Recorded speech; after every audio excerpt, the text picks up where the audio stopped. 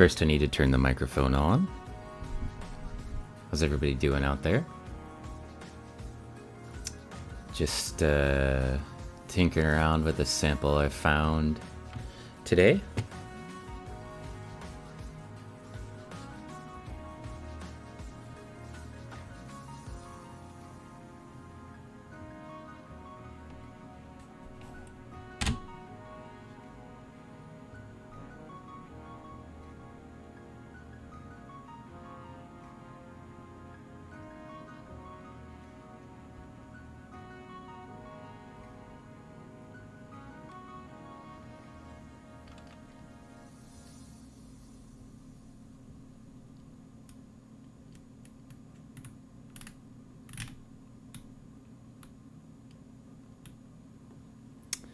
Good, good, good.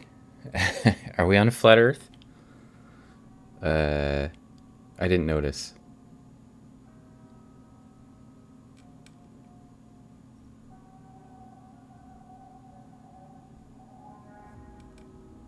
Let's see what I can do about the quality here. Hang on. It still seems super bright.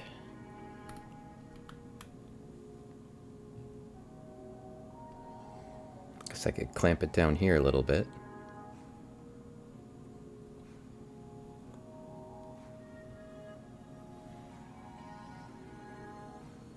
Too far. That's good. It's still a little bright. Not sure why it's doing that.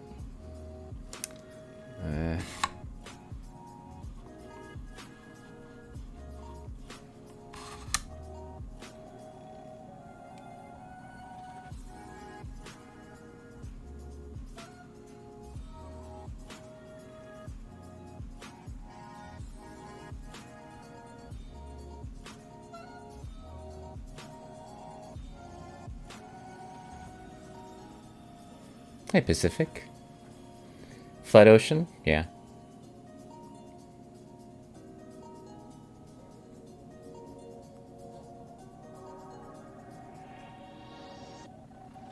Got the flat ocean, and then the Earth is round.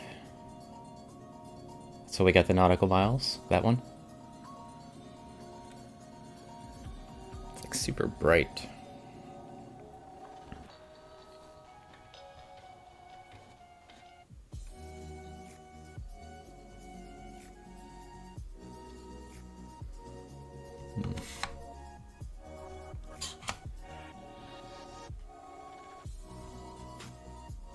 It's like super bright on my camera, which is weird.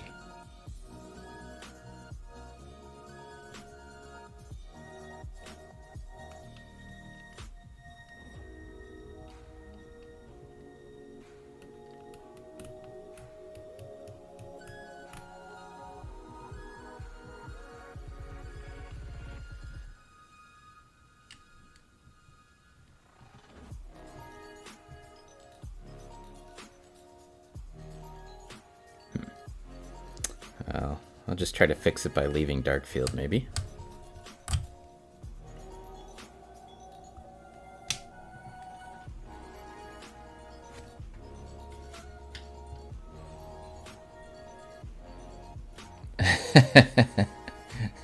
Jay, I think you've had a diamond for a really long time.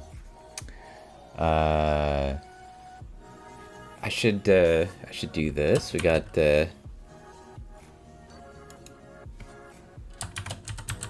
a Jelk here, and a John here, and a Pack here. There's some people to follow. I don't think that the eclipse is going to be visible for me. It looks like it's going to be raining tonight and raining into the morning.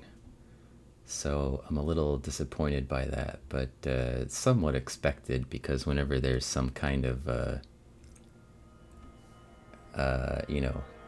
event, usually it's cloudy, so we miss it. That's pretty normal.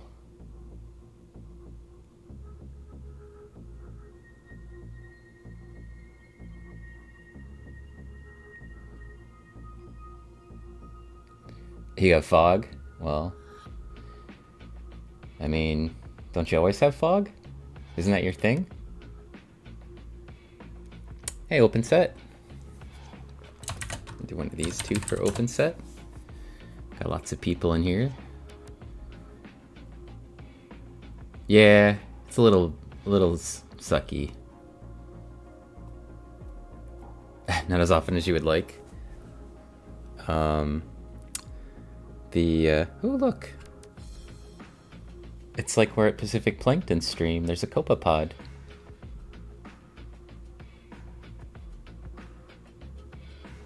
It's a little calinoid, I believe. No, is it cyclopoid or calinoid? Well, I don't remember which one's which anymore.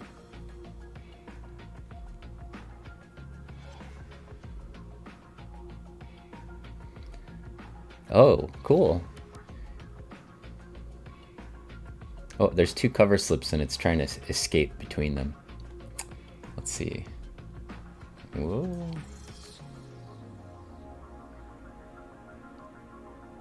Promise I'm trying to catch it. It's just staying a little bit out of the light.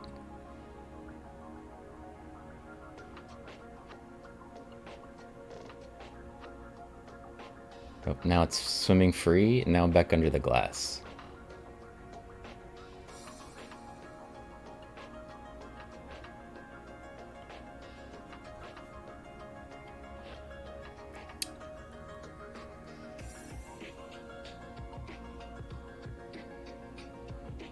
Got a bunch of rotifers, a copepod. You found an exit? Well, I'm not ready to leave Earth. It's where I keep all my stuff, so...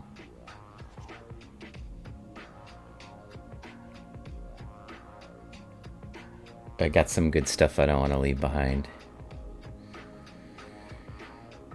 So, I went out to a little local pond today. I walked around with my camera a bit, and I didn't take any pictures really. I think maybe I saw an oriole, but it flew into my field of view. I got my camera into my hands and it flew out of my field of view. So, and then I saw some grackles, which I have in my backyard. So, that reminds me, I forgot to add the oriole that I did see earlier in the year to my list of birds. So I think maybe I've got 55 birds in my backyard.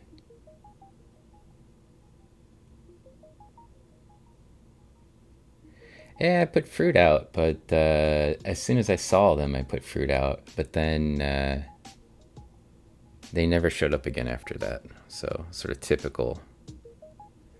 Orioles are kind of jerks like that. They show up when you don't have it out, and then you're like, oh, Orioles are here, time to put your food out. And then they never come back. And unless you have fruit trees, it's hard to keep them in your yard, I think. If I had like apple blossoms or cherry blossoms, it probably would be a lot easier.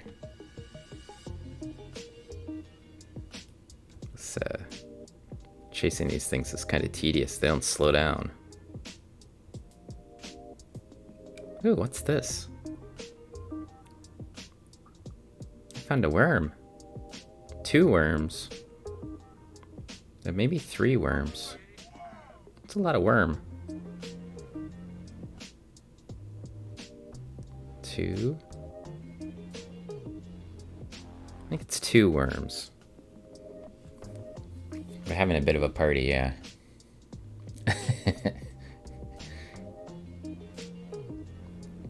I don't know what it is they're hanging out in, but it's giving them the shelter, I guess.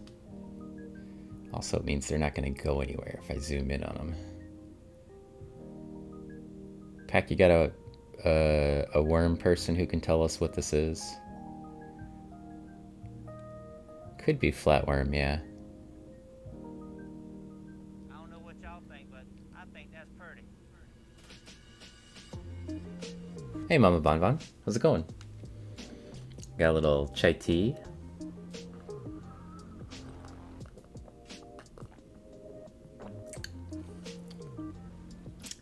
Probably flatworm.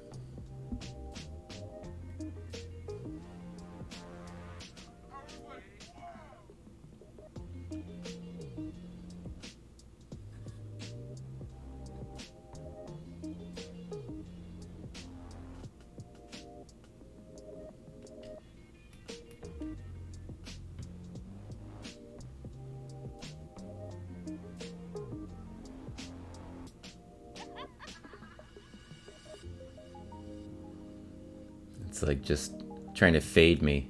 I'm just gonna back out of this a little bit at a time. Yeah, it definitely has cilia there. I don't know if that's the only requirement. We definitely got that. You guys are so good at that.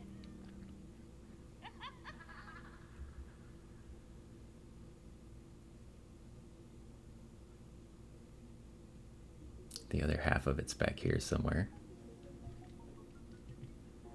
Just as interesting as the front half. It's like they're also right on the edge of the cover slip, which is that dark line you see. Oh, no, maybe it's not. Oh no, that is. It's cover slip. It's like one in, one end out.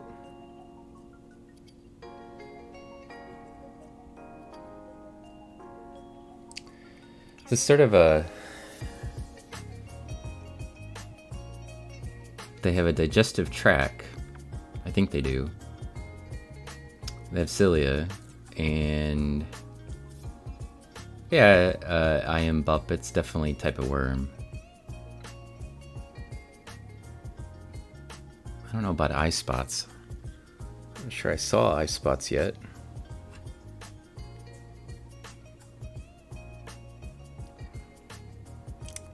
Haven't seen any eye spots. Maybe.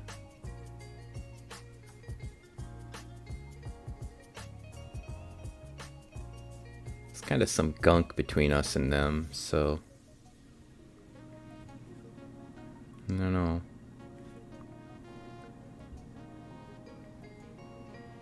Not seeing eye spots, but I don't know if that's a disqualifier either, though.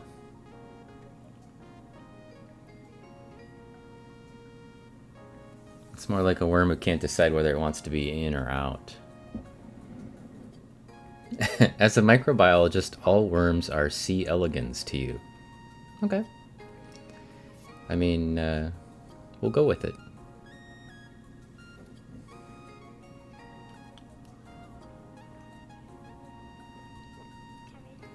I took a break from my normal ginger chai and went with the honey vanilla chai for today. I made some honey vanilla chai as well in the Instapot the other night, and I keep meaning to take it in to share with my lab. I think I'll remember to do it for tomorrow, though. I think I'll actually will remember. And also, I got an event tomorrow morning I'm excited about, which is Donuts with Dad. Ooh. Ooh. There's something I can chase around. Ooh, that guy is a real wiggler. And also, look at the speed.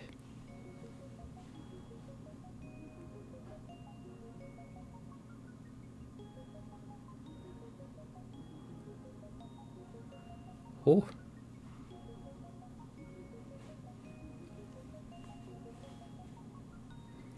That's like a video game right there. I don't go out the edge. Don't do it.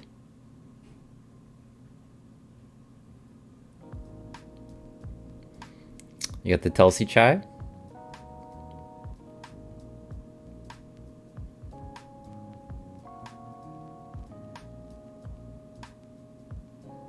Oh, I found another one that's little. Hello, little guy who's not moving nearly as fast.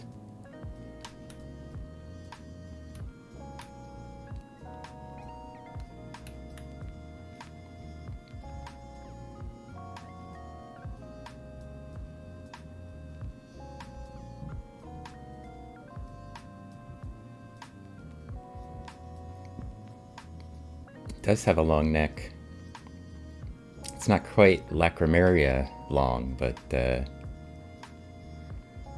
like the rows of dots. It's got a really cool set of dots there.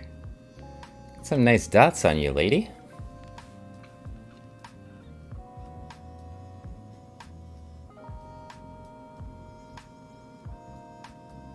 I don't know, maybe it is a lacrimaria. It just isn't like rolling its neck all the way out, but I don't think so. I think it's that other thing that's like the lacrimaria, but isn't it?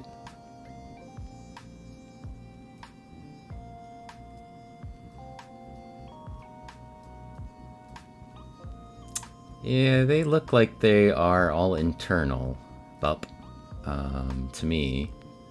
So I would go with vesicle.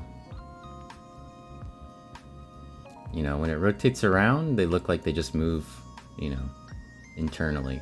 So, except for maybe the last one. This looks like they kind of go up the neck a bit too. Yeah, vesicles, I think. I got a microbe book. It's on the shelf over there. But I think if I get up to grab it, we'll lose this thing. And then what will I do? I already got the battery light going, guys. I'm doing good.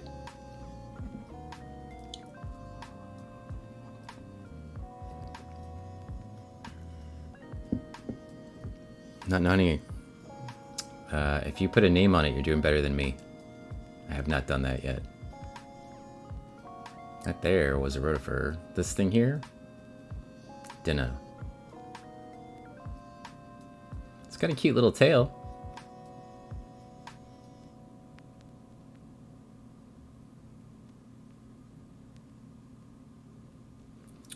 So this sample was like at the end of the lake. Maple Park Pond. Did you looking it up for us? Dileptus?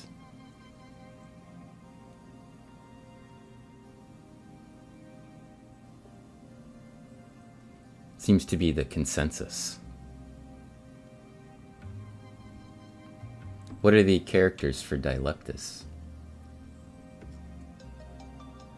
Let's just smack that rotifer right in the face. So it looks like it's got cilia all the way around the outside, of course. And then, ooh, that's cool. Look at that.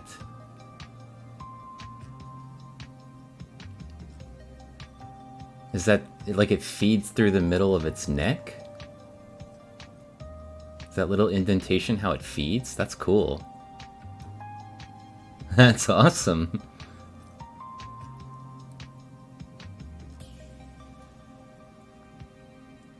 Broad tapering proboscis, the length of an elephant's trunk. Shape and flexibility, but with flattened rather than round cross-section. Yeah. That was sort of cool that like it's got like an opening in the neck area. Yeah. Cellular mouth sits at the base of the proboscis. The oral bulge. Perfect. Nice job, Nut and Honey. We got it to open its mouth up for it too. That was pretty cool. Oral bulge. I mean,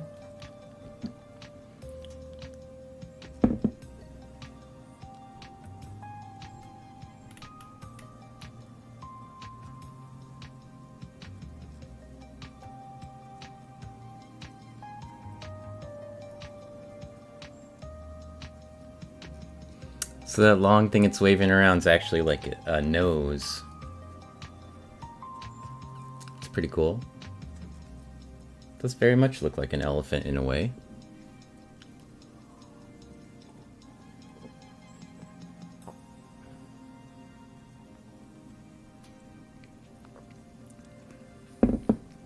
Hey, Aerosalt Sean, how's it going?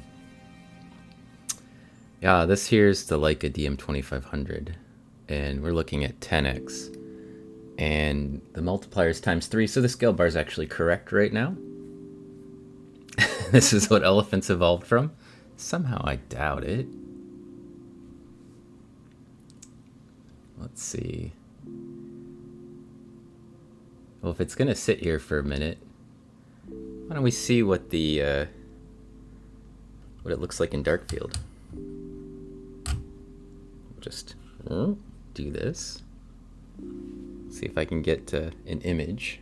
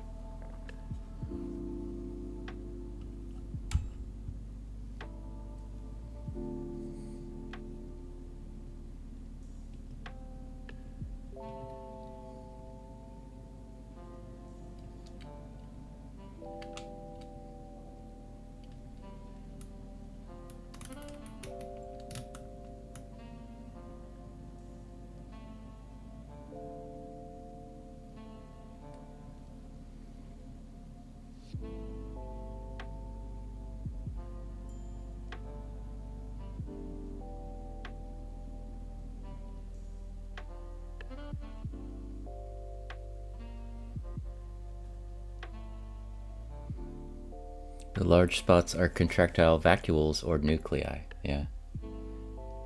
The one, they're a little more obvious probably in the DIC lighting.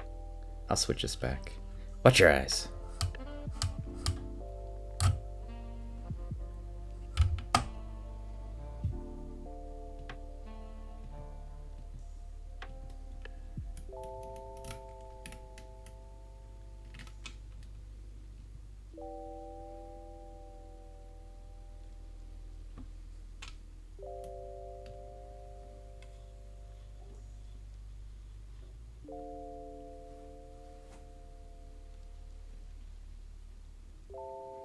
Got the contrast up like I like it.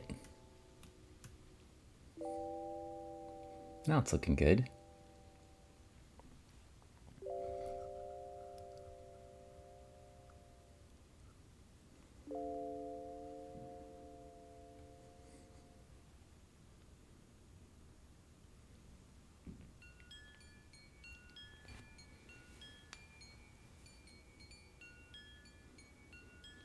This is cool. Dileptus is a genus of unicellular ciliates in the class Litostomatia. Species of Dileptus occur in fresh and salt water as well as mosses and soils. This is a lake sample. Most are aggressive predators equipped with a long mobile proboscides, that's the trunk-like thing, lined with toxic, extrusomes, with which they stun smaller organisms before consuming them. Excellent. 13 species. Well, I don't know, getting a little granular when we start doing the species, but that definitely is our Dileptus. Let's see it stun something, that would be cool. You can definitely see its mouth open in that one view. It's like, it just came open like a cone right at the base of the trunk, which was cool. And I think it's just waving its little nose around, trying to smack things, more or less blindly.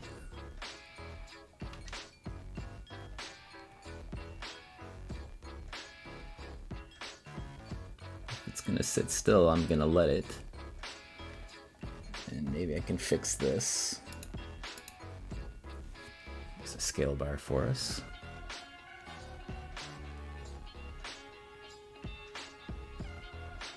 Blind probing, yeah. That's super cool. This sample was like on one end of the lake, and all of the gunk had been sort of blown up in a pile on one end, and I just scooped a bit of it into a little jar that I was carrying around with me. I know the battery, it's like how I start the stream. I like to add a little tension, just whack the battery a few times, and then I'm almost out of whatever's in that orange bottle. Yeah, we can see the cilia pretty well. I probably could even focus it a little better if I could. I mean, here they just look like they're flashing all the time because it's kind of moving them a lot. So you get a sense of what's going on. Danger Bay. Hi, everybody. What view is this? Oh, we're using differential interference contrast. That's just a type of optic on high-end microscopes, sometimes referred to as Nemarsky optics. So this is in dark field. We were in dark field when we started there for a little bit, and then I jumped over to DIC and then back to dark field. But this is DIC here, and it's the optics of it are actually pretty interesting.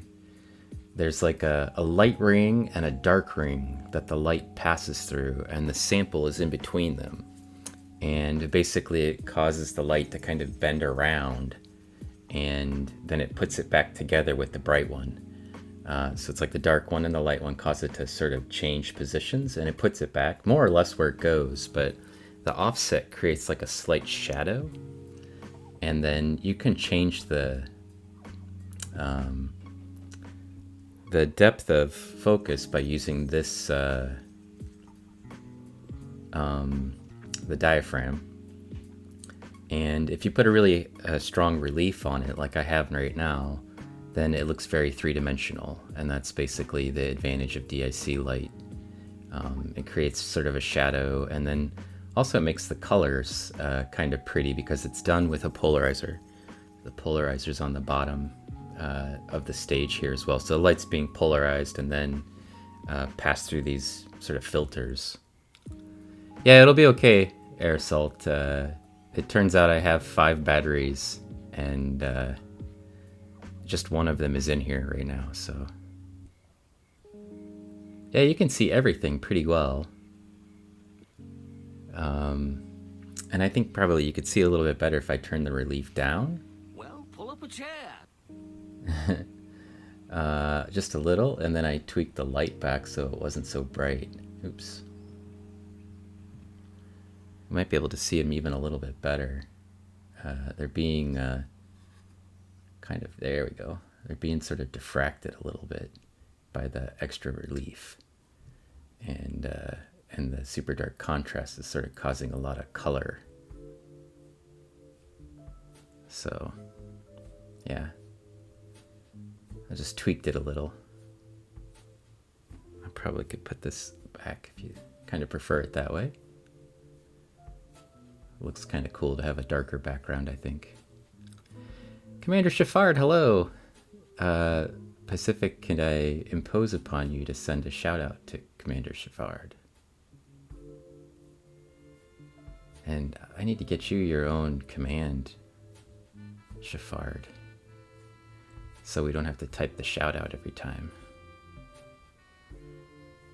That's a lot of work. What is this? Dileptus is what we came up with as a name, and it's a predator and a ciliate, and a very small one, obviously, but we saw a larger one. We chased a larger one, and it led us to this smaller one.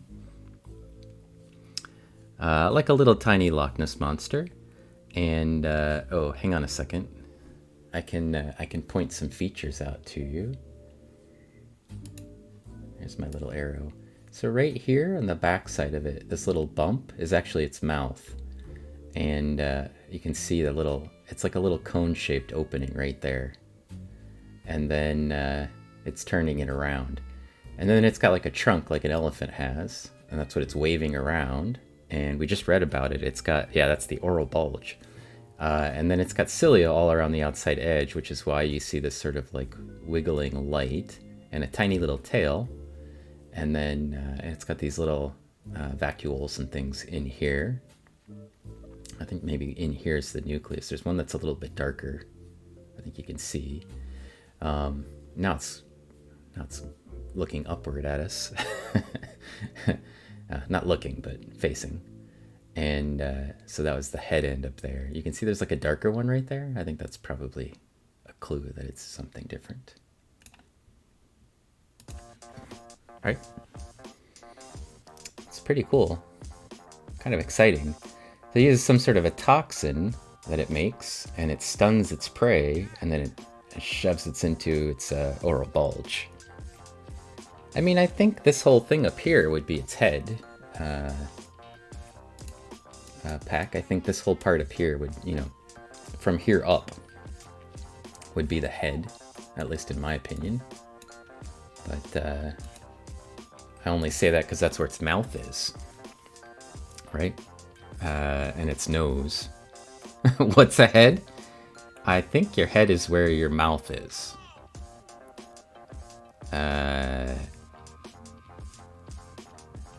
You don't agree with that? Have we seen one eat? Well, I think we saw it open its mouth. I don't know if it shoved anything in there. I was so fascinated by the fact that its mouth opened. I was like, what? I was very distracted by the oral bulge turning into like a cone, so. Yeah, what if your mouth and your eyes are in very different places? I don't know. So it just ate something right there. That's, something just went right into its mouth, and it's right there, whatever that is. That went in the mouth hole, and then it hasn't escaped. Yeah. That was cool.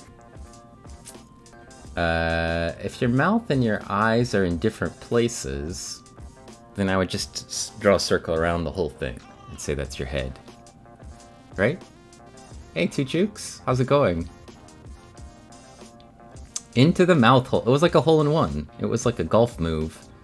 Oh, it's got another thing. Oh, it's trying to get that other one, too. It's like, get in the mouth hole. Get in the oral bulge. You're playing with fire, little green thing.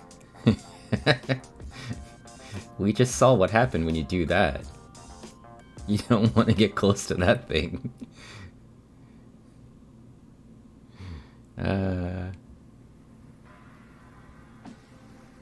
Considering how it wound up in there, it must have run into a discharged extrusome.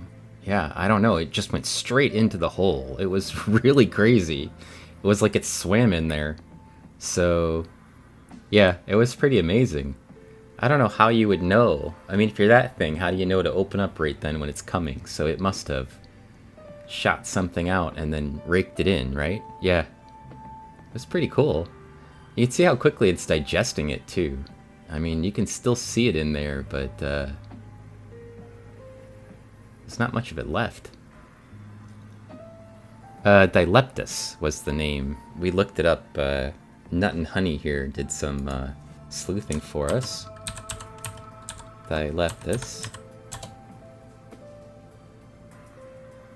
And I don't know, it's quickly becoming one of my favorite ciliates all of a sudden. Oh.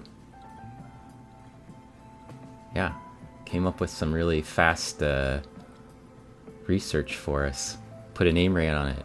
Why is it transparent? Just about everything that's at this scale is kind of transparent, or at least translucent. Will this be on VOD? Yeah, of course. Everything that I stream ends up on VOD, so it should be, and I'll stick it onto YouTube eventually as well. So I've got the Prime account, so it'll be like 2 months up. So just, you know, poke through there and see if you can find it.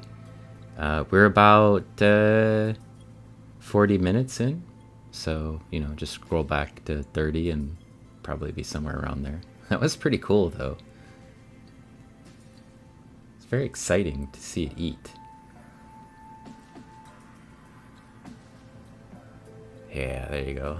Well, the first 5 minutes was just like, you know, warming up screen thing. And then me messing with the camera settings for a couple of minutes. Hey, Devil and Mrs. J. Yes, your kitty whiskers have shown up. They're in my backpack. And if I wasn't doing serious diatom streams, I probably would have put it on there already. I'm trying to get some research done, and so I didn't.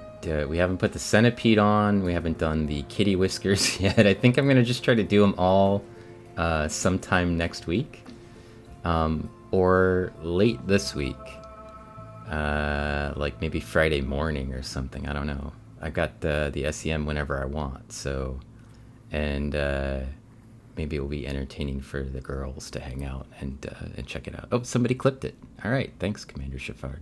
Great. Yeah, you got to carry the kitty whiskers around for a bit. Are they Pew's whiskers? Because I can put them next to my my bird window. You know.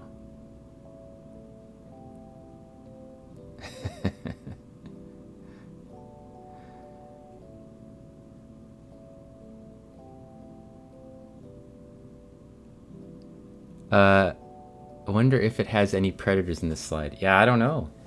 I'm not sure what that copepod we found earlier eats in here, but I would guess it probably could eat one of these. It was a lot bigger than this thing. Like an order of magnitude bigger.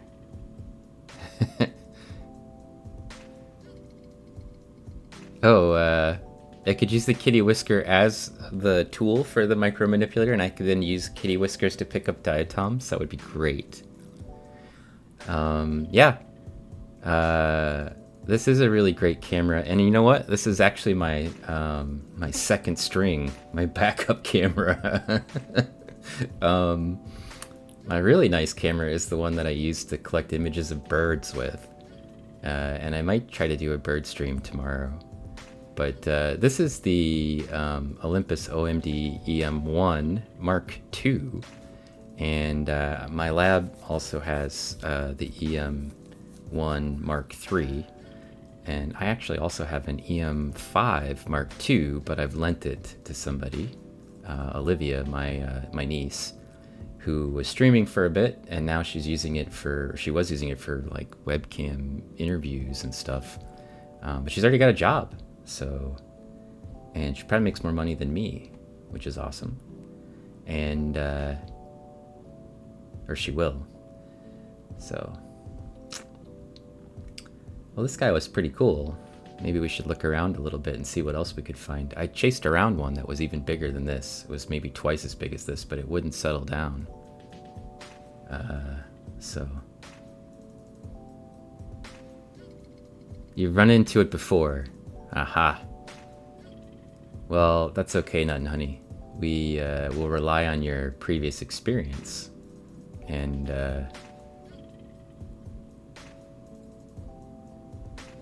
always appreciate it. It's great.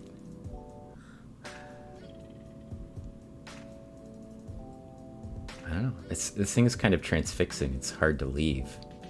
It's just still searching around for food.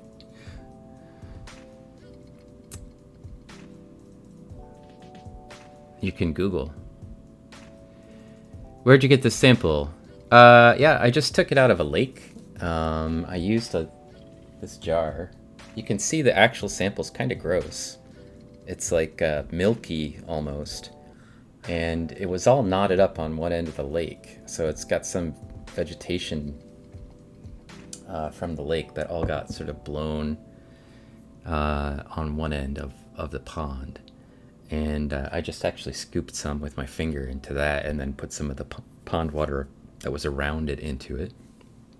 And no longer practicing biologist, environmental chemist. Oh, okay, cool.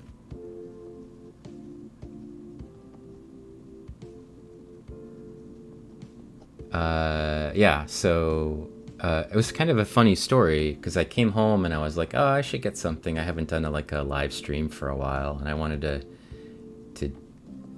collect a sample from some place I haven't already collected samples from before. I keep looking for new things to find, and I've never seen one of these on stream before that I know of, and so that was cool. There's a bunch of kids there at the pond, and they were like swimming off of a dock, and I'm pretty sure you shouldn't be swimming there. I think you're not supposed to be swimming in it because there's no sort of lifeguard or anything. And when I walked around the pond, they started harassing me. Like they wanted me to take their picture while they were swimming because they saw I had my camera with me.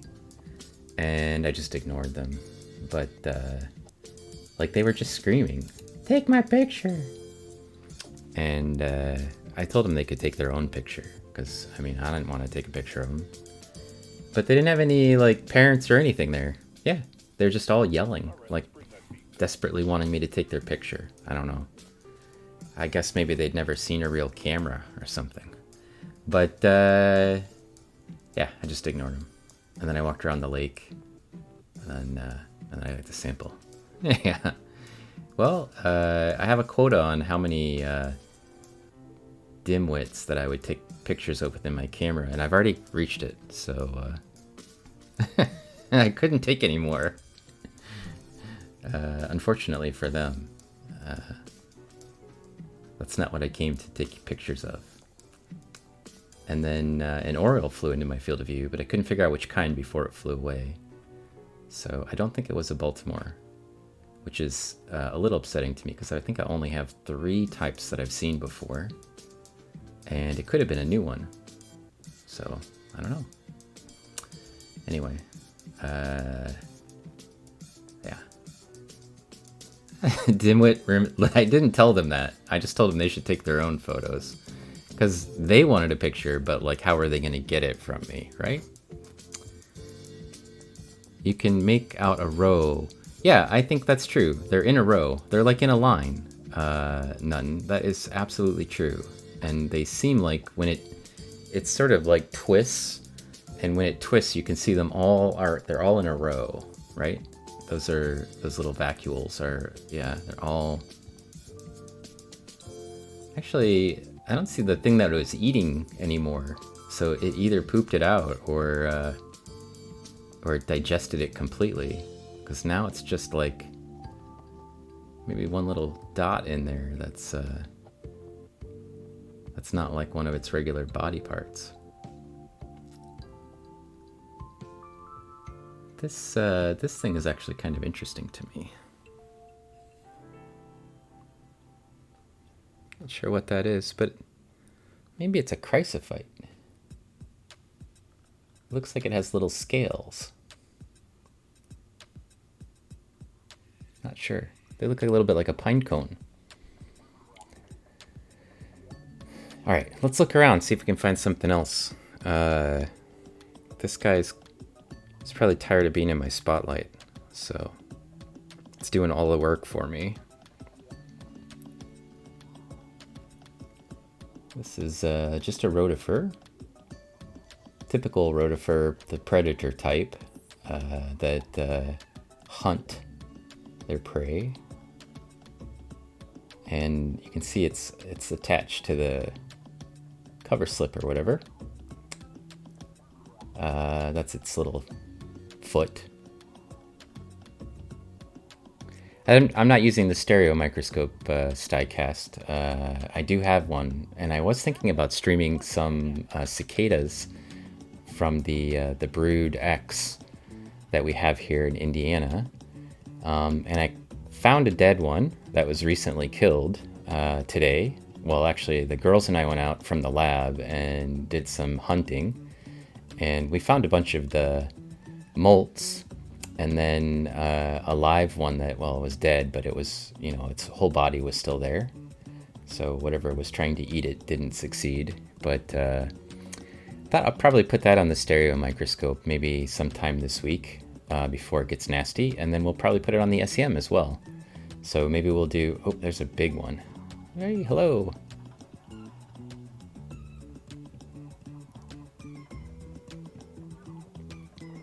It's running away. Those things just move a little too fast for me to do.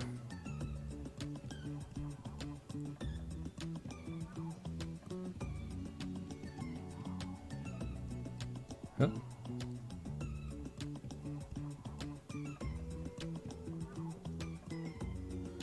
That one also ran away. Have I seen... Oh, with the fungus, I haven't seen any yet with the fungus. Um, the sex drive fungus? No. But I'll look. We haven't really gotten to the like peak here. But one of my former students, Jace, is a PhD in Bloomington. And when I posted a picture that we were starting to see them here on Facebook, he posted this great video with just like everywhere down in Bloomington they have the yeah everywhere they have these the molts on the ground just like covering the ground, and he said they're so loud now that he can't even hear the birds. It's just the cicadas. So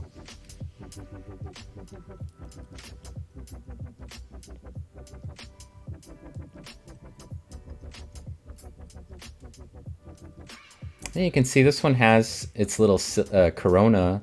It's spinning them on the cilia in the front of its mouth right there. And then you can see the material kind of swarming around it. As it does that, you can see it being pulled towards it. And then you can really see the two little toes on the back end on its foot, because this one has them kind of separate. Yeah, there's a lot of rotifers in here. I think I've seen 4 types. There's this big one. This guy is also another big one, same type, with the big split-toed tail. And then there's a little one that we see kind of bumping into it occasionally. That's the big one. I don't know if they're kind of hanging together or not. And then there's a really small one that I saw just a minute ago. A little bit more like football shaped. Yeah, you can get a pretty nice, there's one of the smaller ones. And then I actually saw the kind that just have like a 2-pronged top part when I was looking around. I haven't seen one recently, but it looks like a dust devil. They function a lot like a dust devil. That's what they're doing. Okay, so there's a different one, and there's a different one. So there's the little one, and the medium-sized one, and the big one. Right there. And then the other one that I saw that's it's just got like it's got like 2 little pointy horns off of the front, and I haven't seen that one again recently. But that's 3 different types right there. So I should go looking for that other one. Some sort of egg.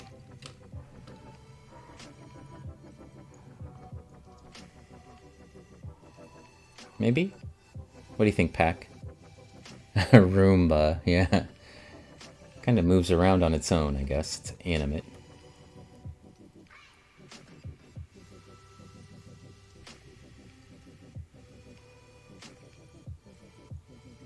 Yeah, it looks like an egg. To me. I don't know of what.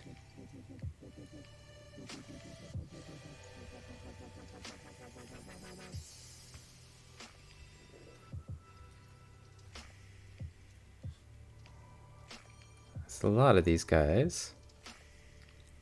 All different types. I did see some diatoms in here, by the way. Oh, that's not a ciliate. I mean, that's a ciliate, not a rotifer. It also has its cilia on the front end spinning. You should have Twitch Clips channel in your Discord. Not yeah, if you can imagine it. you can always add clips to the Discord. That's fine, Commander Shafard. You know, I don't know. Whatever is fine with me. Euplodes, yeah.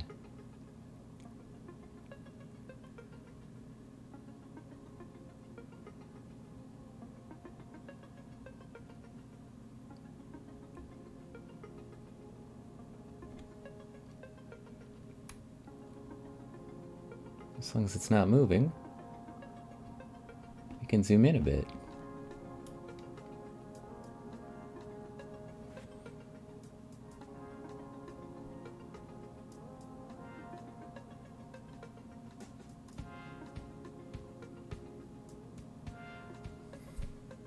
It's alright, I know what you were trying to say. Nothing is impossible, not if you can imagine it. Thank you for the follows, by the way.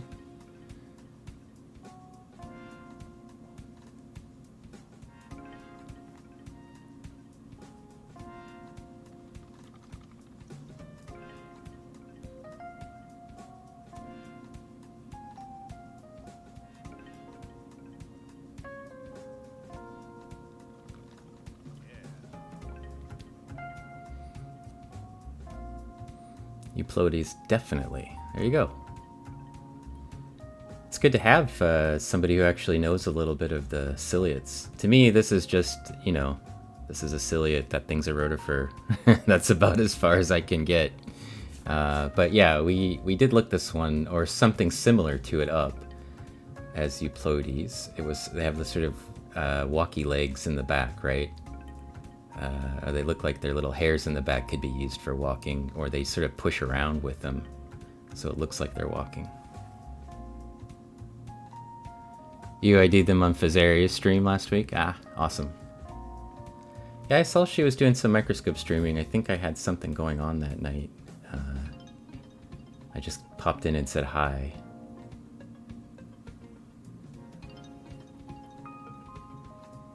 Kind of like the...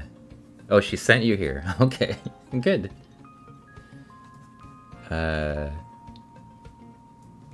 She raided us once and brought like 200 people in here, which was pretty crazy. And we sent some samples to... You didn't have any idea we were doing... Well, we are. So... Pacific and that whole list of the squad list that I'm sure she's going to hit here in a second, including OpenSet and Dell Maximum and A Tiny World and Julkson, who was here when we first started. I don't know if Julkson is still here. All a bunch of streamers right there, and all of them do a little bit of microscope stuff. I've seen Freckled Science on her microscope sort of on and off. Yeah. Dell's great. Dell and Pack and A Tiny World were the only microscope streamers when I first got on Twitch that were regularly doing microscope stuff. And, oh, there's that other one. No? No, it's not. Is it? No. And, Freckled, yeah. You have a meeting, you have to run. Yeah, you have a stream in 1 hour and 15 minutes, right, Pack? So I'll see you at your stream, I'm sure.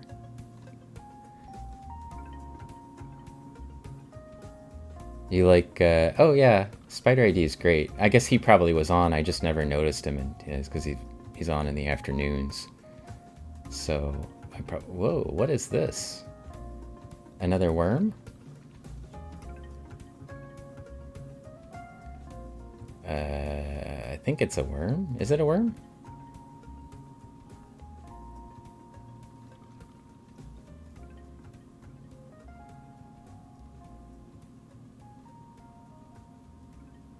I don't know.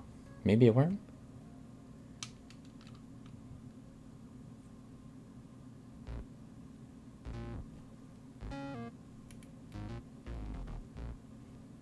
It's got cilia all the way around.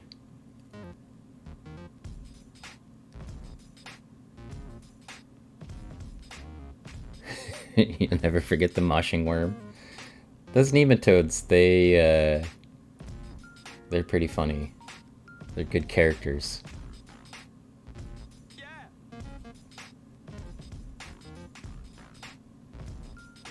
They like to dance. So this one also seems to like to do a little bit of the dance. Oh, the battery finally went out. Give me a second.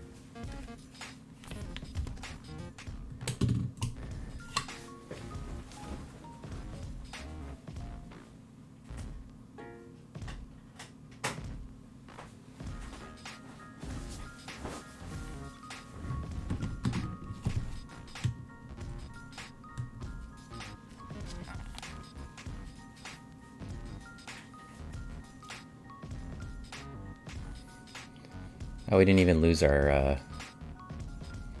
target.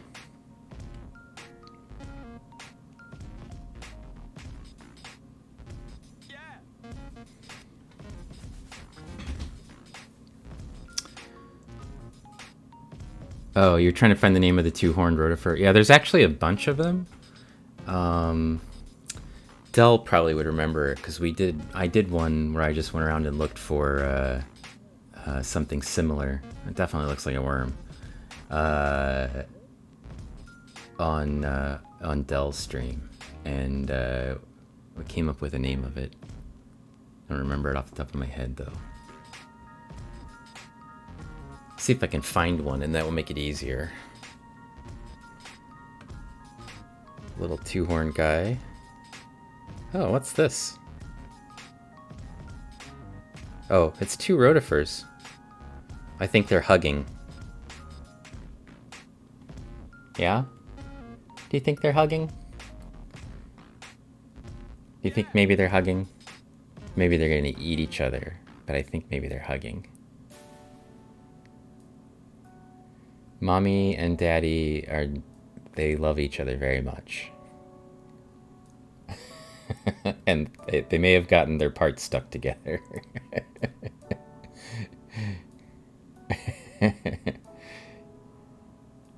Maybe they just got their legs tangled. You never know.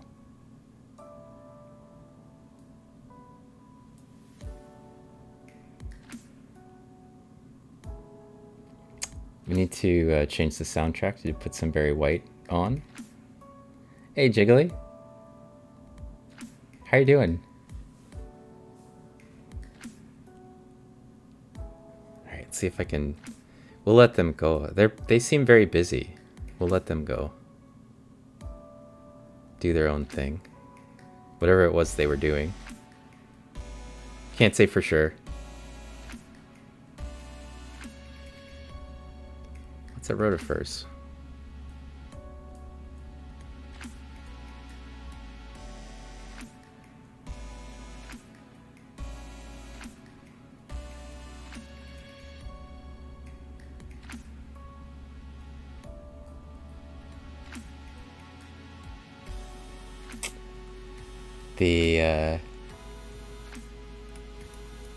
This little thing is a diatom right there. I can't tell you what genus it's, I need to go up a level or two on the magnification to tell you that. See if we can get that for you, hang on.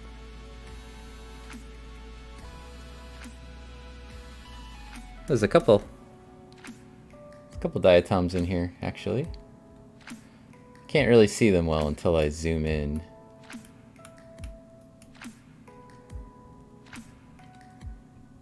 There's one. There's one down here. That one's crawling a little. Just to give you an idea of the scale difference between them. There's the giant things we were looking at, and then there's diatoms. I went up a level in magnification and it's still tiny. And also, that scale bar is not right. So we went to 20x, and now we're 3 times multiplier. So that there's 100 microns. What are we looking at? If I find some car keys, let you know. Okay, I'll let you know. We're looking at diatoms. Right now, that's a little diatom. These things make oxygen for you to breathe. About 1 in every 3 or 4 of your breaths are, filled with oxygen exclusively from diatoms. So important if you like breathing. If you don't like breathing, they're not a big deal. If you think you could skip every 3rd or 4th breath, we don't need them. Otherwise we do. It's growing on you. This one specifically is making a lot of oxygen. Yeah, exactly. Oh, you just do the laughing gas? I think that actually sounds like fun, Mrs. J. Also, I think if you're a car, it makes you go very fast, right? You'd have a super fast vehicle. Oh, there's a tiny little heliozoan in here or something, I think. I will rely on our Nut and Honey to help us out. Is it a heliozone? It looks like it's, it's round. It's got hair sticking out in every direction. So that's usually that's where I would lump it. It's a little bright. Looks like it. Good answer. You visited the dentist yesterday and it was the most relaxed you felt in months. I went to the dentist on Monday too. We maybe are dentist twins. And then twice a year we're on the same schedule. I was very happy. Oh, oops. It teleported a little on us there. It came out and then right back into our field of view. Nothing is impossible. Not if you can imagine it. Thank you for the follow. Oh, they gave you nitrous? I just went to get a cleaning. So, but the lady who usually cleans my teeth, Sharon, if you're out there watching my stream, she's a little rough on my gums every time. And the lady who cleaned my teeth this time, I think her name was Ashley, was nice and gentle and didn't make me feel like she stabbed me 1,000 times while she was cleaning it. Whoa! That, what we were looking at's gone. We're gonna have to zoom out. Oh, hello.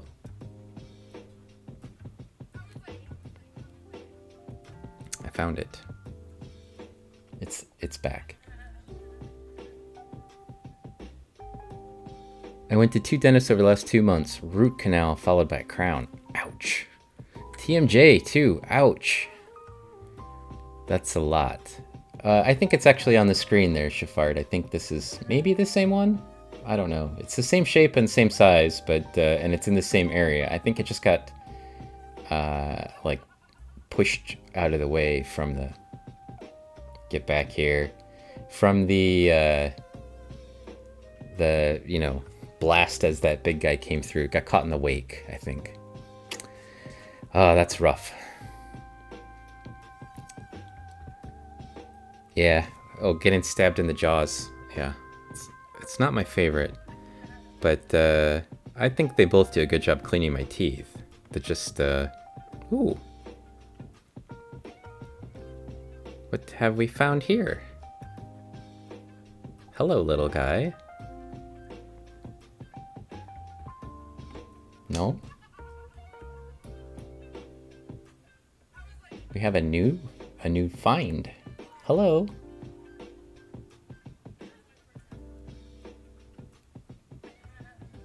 Hello, little guy. It's a ciliate of some type. It's very small.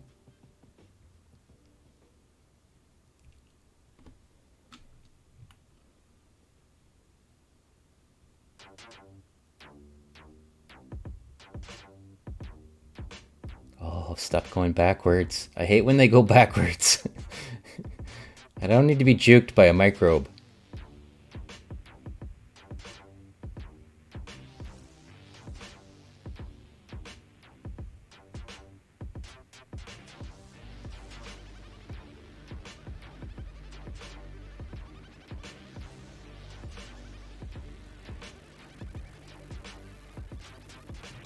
Yeah, I've never actually had nitrous at the dentist. I just, I'm not actually bothered by the sound of the drilling. It's kind of weird when you can hear the person in the other room getting their teeth drilled, but it doesn't actually bother me. What usually bothers me is holding my mouth open for a long time, because that just makes my jaw hurt. So not a fan of that part. So, I think I had a root canal like 3 or 4 years ago, and the holding a mouth open part just was like the hardest part. So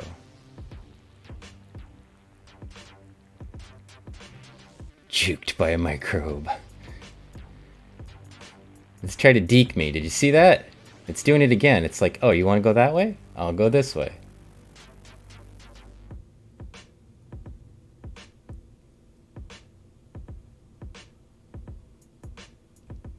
It just keeps going backward. I like how my DIC makes the DIC optics makes it look kind of silvery. That's my favorite, when things look silvery.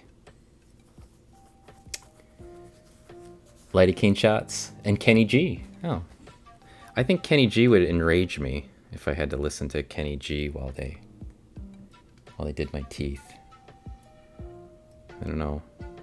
Something about Kenny G and I don't get along.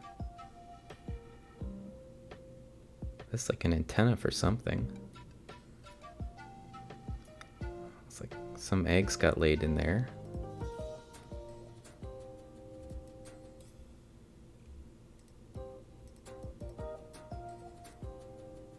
It's another little diatom.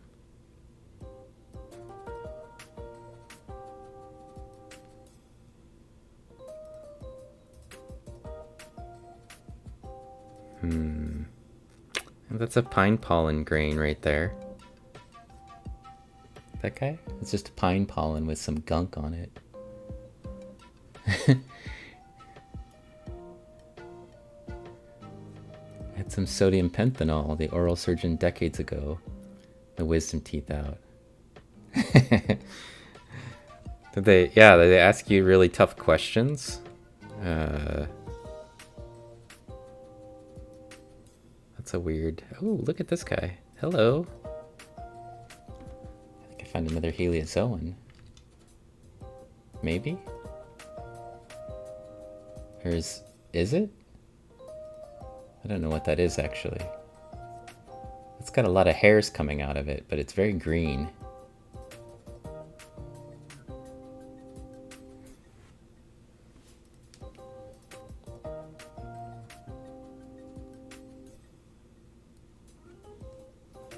The scale bar's off by a little.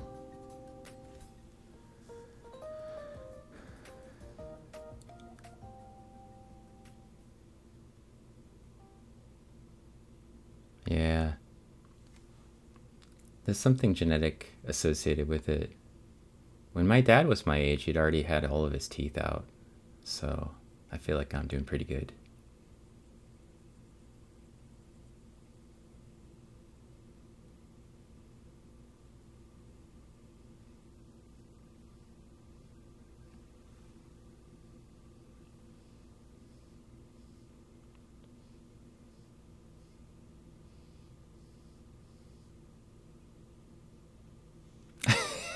You don't know what you said. Oh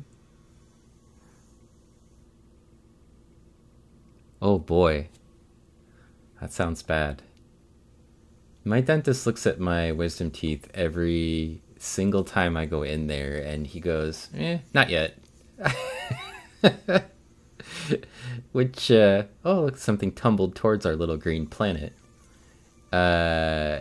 He looks at my teeth every time, though, like he's gonna take them out, and then, yeah. And I feel like I'm almost 50, so I feel like you know, I'm wise enough. You could take the teeth at this point. So.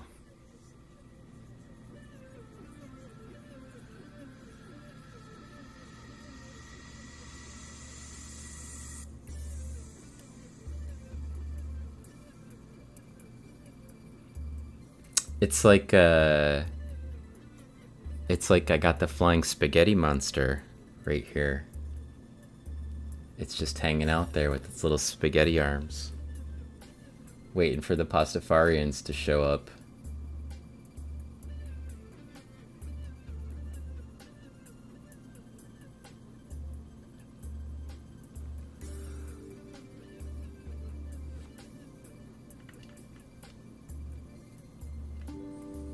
You believe? Do you got your colander hat on?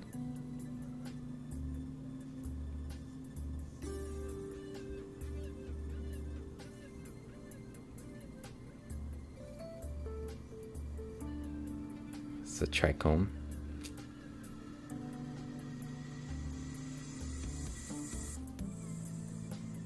Oh, this little guy again.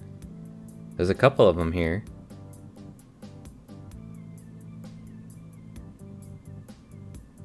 Oh, at 20x, that thing is so big. It's just huge. Oh, it's... Yeah, we're at 20x. Actually, I zoomed out, and I do have a no multiple 20x, which is this scale bar. Oh, one of the worms got out.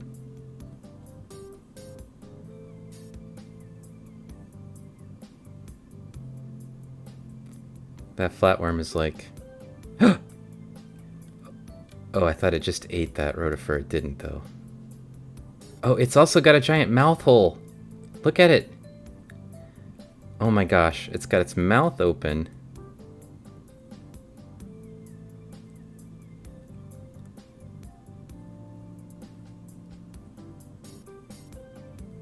Yeah, you can see its mouth hole right there. Oh yeah, it tried to eat that thing.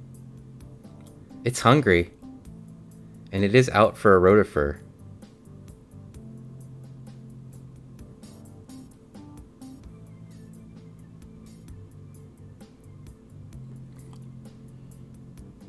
Oh yeah, you see it? It's trying. It's like, get in my mouth. Get in my belly.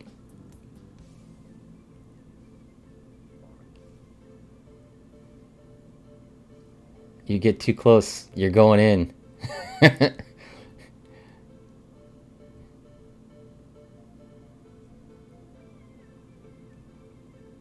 It's on the prowl. Look at that.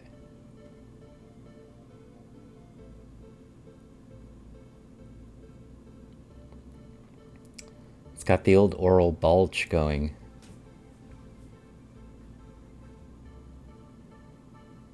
It's tried 3 different rotifers to get it in its mouth so far, and none of them have gone in.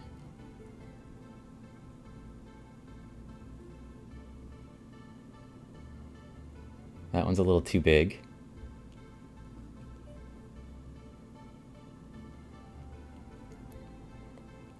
It's actually a little bit easier to control my microscope through OBS because it's backwards, and normally the microscope is totally backwards, like the movements. But it's actually the normal, like up is up and down is down and right is left or whatever. Everything's the right direction. So like looking in there is harder than actually following it on here. Almost.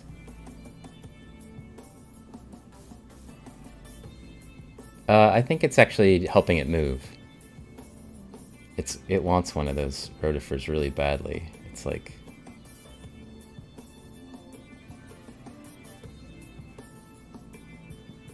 Yeah, the mouth is open.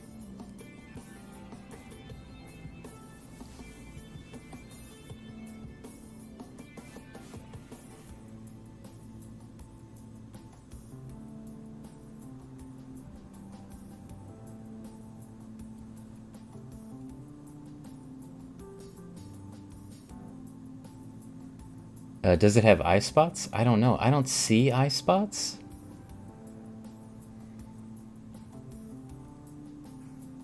You see eye spots? They're not obvious if they're there. They're, Oh, it tried again.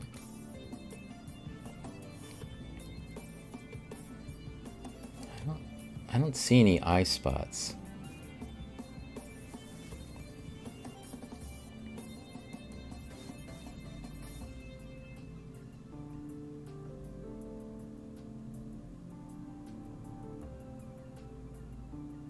Maybe right in the middle.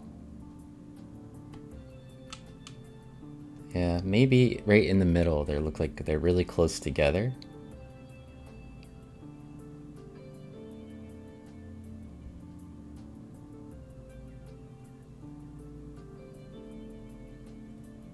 I don't know.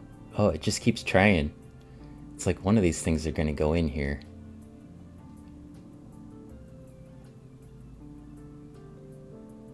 Yeah. Yeah, it's like F around and find out.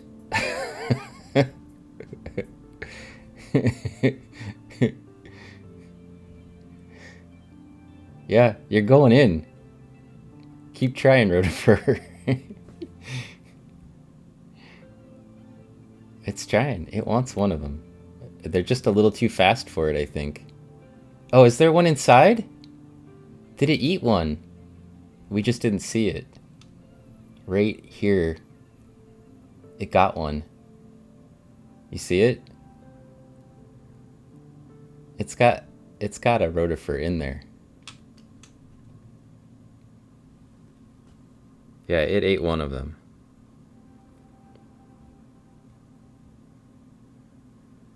I think it's still hungry though. It's looking for more. It's like, as long as there's a lot of food around, I might as well eat it. Yeah, you can see it in there. When it moves its like digestive tract or whatever, you can see the rotifer sort of slide around in there. Yeah, there it goes. See, it's pushing it down. Actually, it looks like there's another one in there too. It's like pushing it through.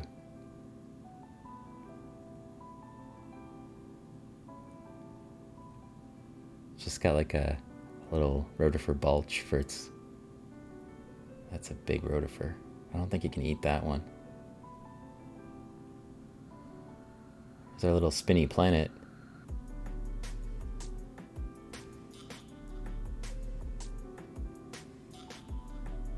Yeah, I don't know. On the sides right there, maybe? Maybe.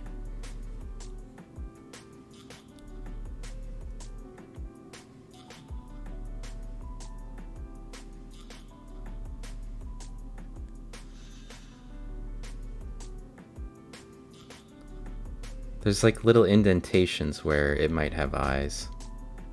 Right on the sides of its head. Right in there at the top.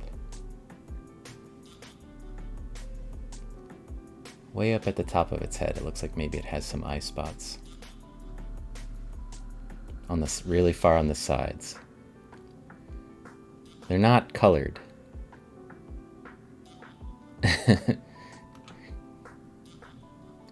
Yeah, it definitely was pushing something through. There it is, right there. It's all the way at the end now. Oh, it's pulling it back up. Now it's pulling it back down. It's just going up and down in there. That's pretty crazy.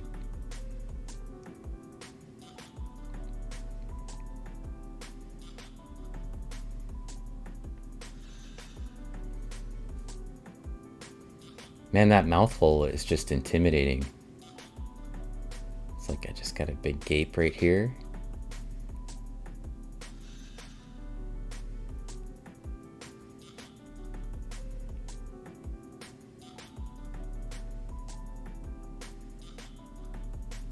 It just has to like move down and it could eat that one.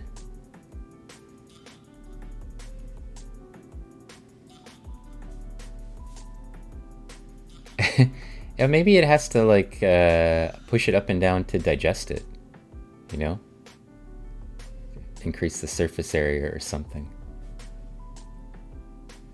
I don't know. That's actually a really nice view of that thing though. I feel like you get a really good sense of it. And it's kind of hard sometimes to figure out where the... Whoa! Where's it going? To figure out where the mouth is? Oh! Oh! It almost had one. It tried. It was trying super hard. It was like... Oh! Oh my goodness, did it get it? It got one of those huge ones. Oh no, it spit it back out! It got out! Oh my god. It was like stuck in there and then it popped out. That is the best. Oh, when your food figures out how to get out of there. That was just a little too big. It wants one of those big guys though. Oh, really badly. You see? Every time it gets close to one, it's like, yeah, that one. The big one. Get in there. I don't think it spit it out. It looked like the rotifer wriggled out of it, but I guess maybe it could have. That was awesome. Yeah, it keeps trying to put the big ones in there.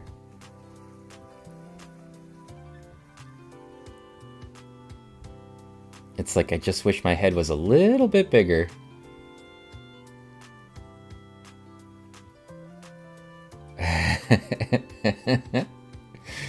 That was pretty crazy. Oh, I thought I was gonna eat that one too. It doesn't care much about the little ones.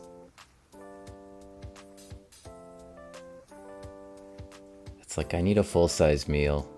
Yeah, it does. It seems like it's ignoring them and it's hunting the big ones.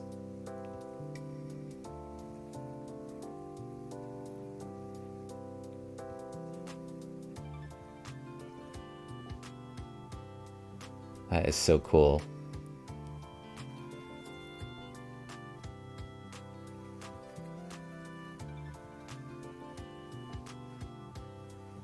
It's like the big ones are the tastiest, apparently. Oh, it wants them. It's like, not you. Not you. You.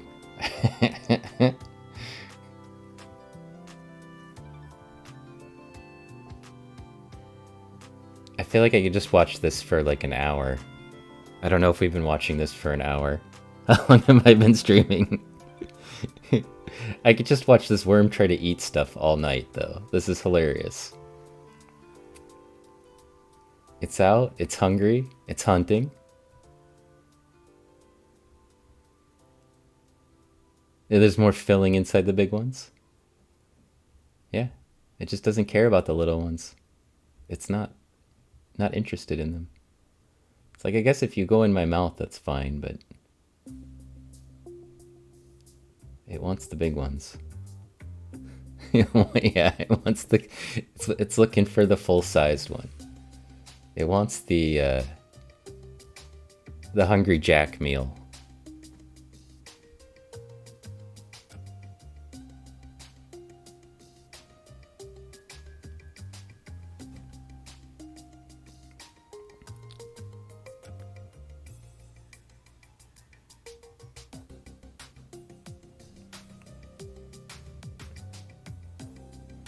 Yeah, the double stuffed ones clearly are better.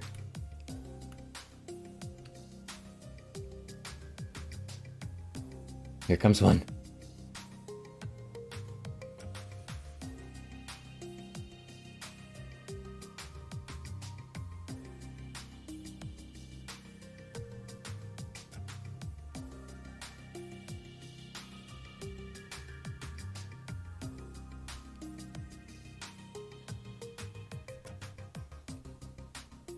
It's weird how it just ignores all the little ones, though. They must just not taste very good. Oh, no. It tried to get that one.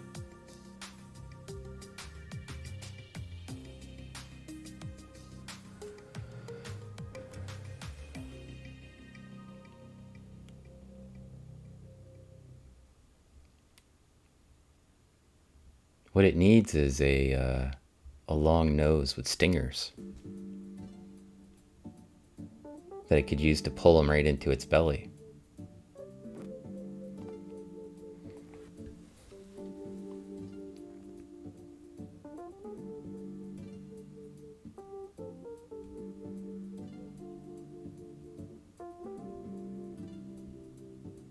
Uh-oh, playing with fire, dude. No, it seems like it's been well fed. There's a lot of rotifers in here, though, to be fair. There's a big one creeping in.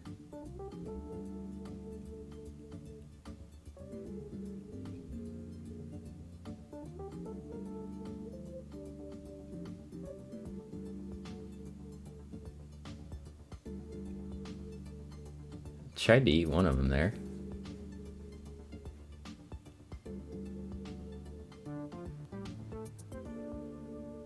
Yeah, I think those are eye spots. Like right... If I can get it to sit still long enough for me to dig out the arrow. Right there. On the sides, there's little indentations. And they look like maybe they're eyes. They're not like red colored or whatever like you usually see, but I think that's what they are. Yeah, when the big ones come around, it's just like, okay, let's go.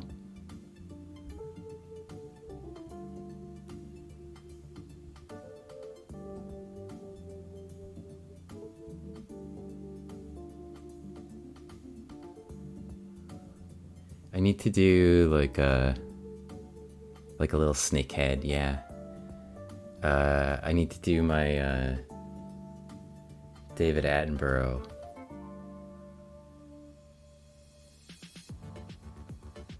If I knew what kind of worm it was, that probably would be helpful. He always knows the name of everything.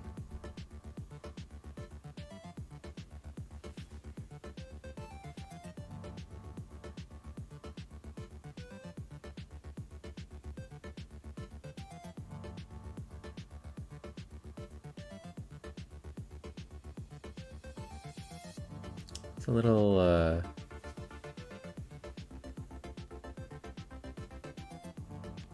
tiny rotifer in there as well.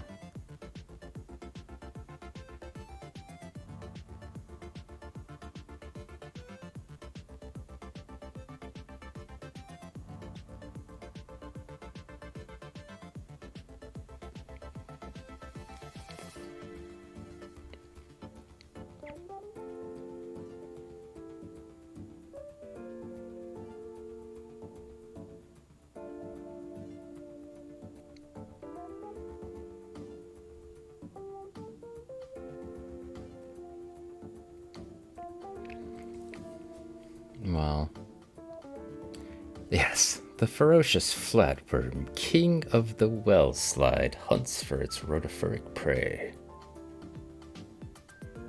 Here it's bitten off a little bit more than it can chew.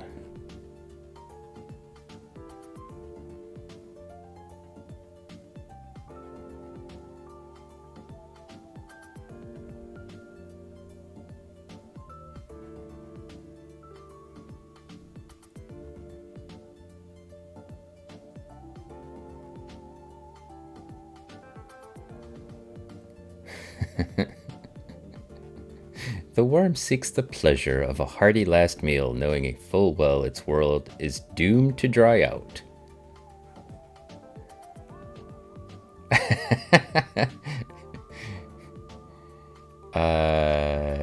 Watching organisms hunt is always kind of fun to watch, I suppose.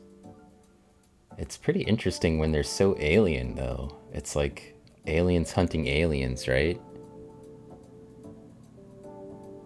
As long as it's not us.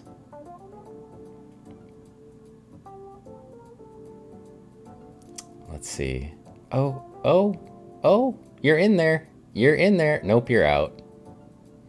I think maybe it spit that one out. I think maybe it was like, nah, too small. What's this? There's another one. A rare occurrence. The two flatworms have met on the plains, each hunting different rotifers. A chance occurrence. Perhaps they'll hunt together.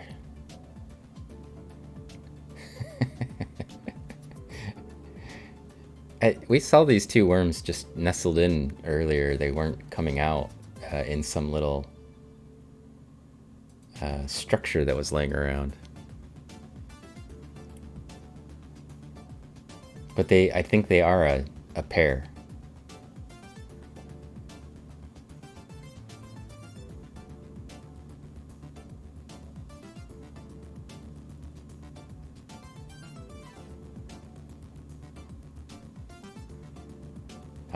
He's encountered the strange air bubble. A barrier to food.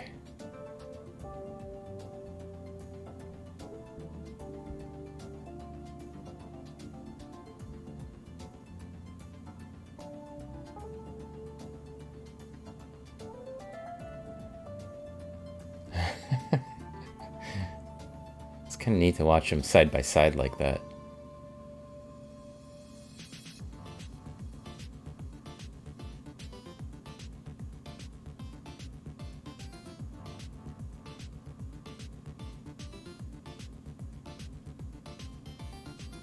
Oh, looks like it's got its mouth all the way open.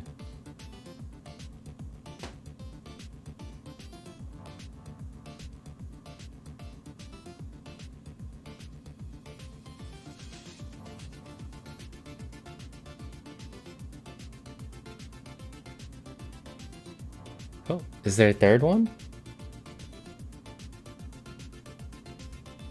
There's a lot of worms on this slide all of a sudden.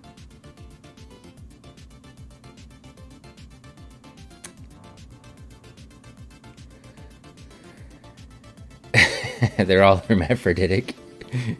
It puzzles me how something this tiny processed the decision to eat chubby rotifer instead of smaller one. Yeah, well, clearly they're making that decision because we're watching it, like, select which one. It wants the big ones. There's another one. Is there another? Wait, what's that?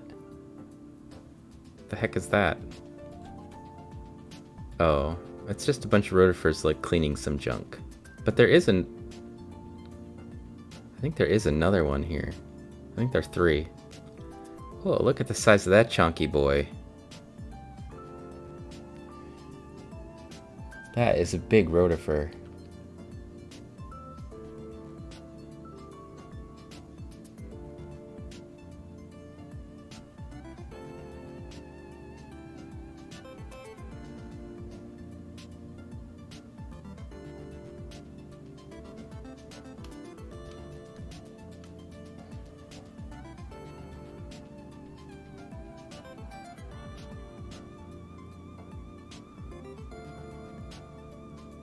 Friends. All 3. Oh, nope, there's 2 of them. There's 2. I can't track where the other ones were, but I think they were on this other... Oh, there's an egg. There's a whole bunch of rotifers that are in the channel between the 2 cover slips I put on here.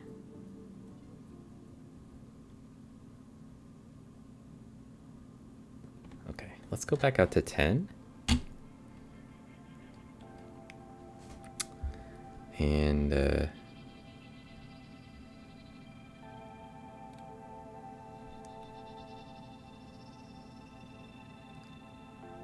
thought that was a big rotifer trying to eat a small rotifer for a second there. Yeah, these 2 guys are out together. They're friends. Oh, there's a copepod. Hello, little copepod.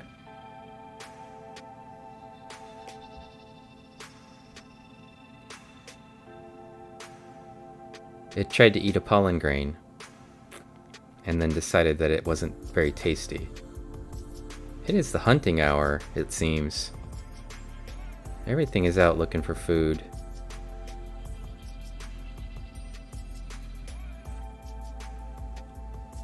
Hello, little copepod. Worms do that thing of fertilizing each other's eggs, don't they? Well, yeah, sort of.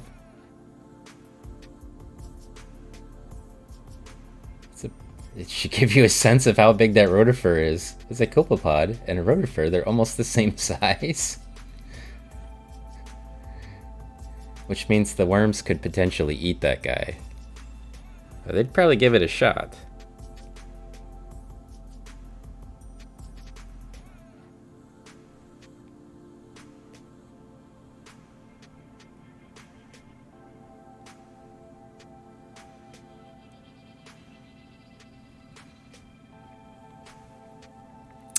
If you like copepods, I've got some good news for you.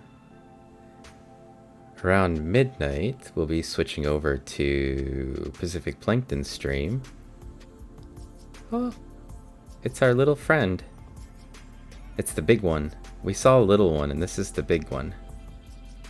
I chased this guy around for a little while. He's a little bit bigger and could eat one of these rotifers, maybe.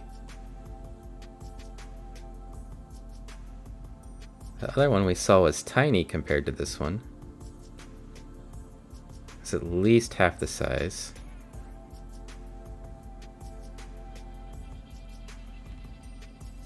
This is That's the same view we were looking at the other one at. That's the same size view. And this thing takes up the entire field of view.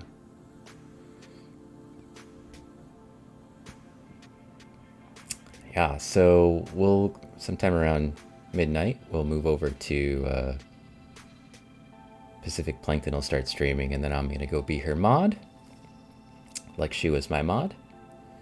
And we'll just take everybody with us when we go. So if you like microscope streaming, you should just hang out. She'll have some great dark field and light field views of material from San Francisco Bay. And Pacific and I often share samples. Ooh, it tried. It definitely tried.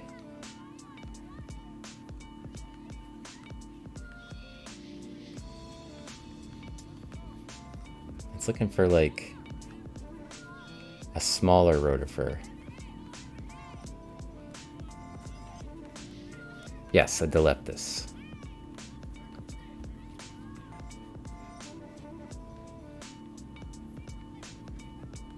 And I think if it finds a small enough rotifer, it might actually put one in its mouth. This guy is big.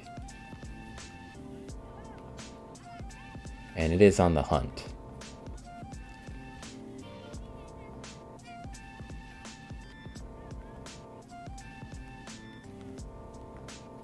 Yeah. Yeah, it's just looking. It's like... matches the music nicely too, I think.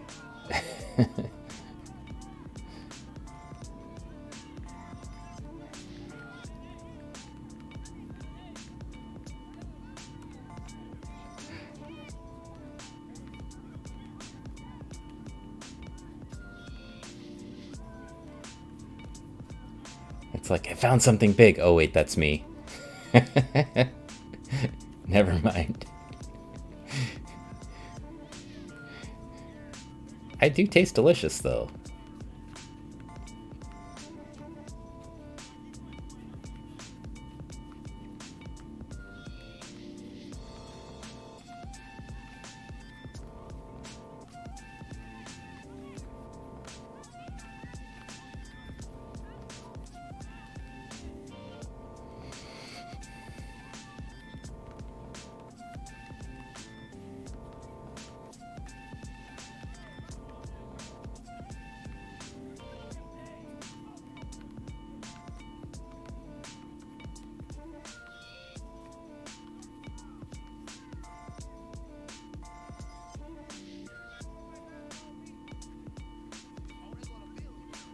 That trunk is just amazing.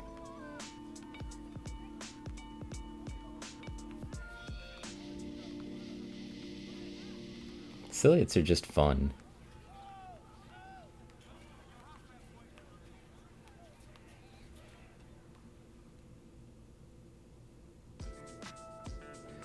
A couple of weeks ago, I did a night stream.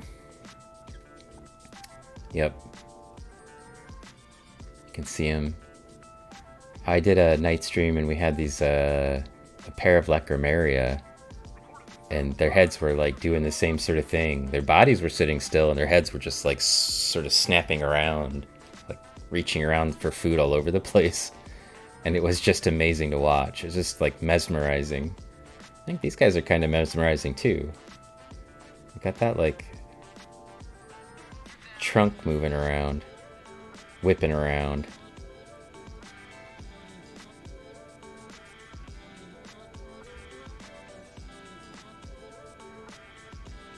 Glitter worm, yeah, pretty cool.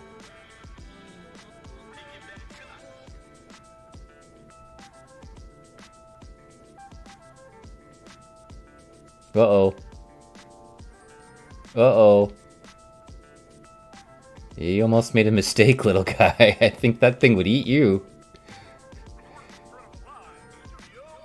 If the tentacle finds that guy, it's gonna take a snack out of it. Oh, whoa, oh, it's trying. It's like it went over here somewhere.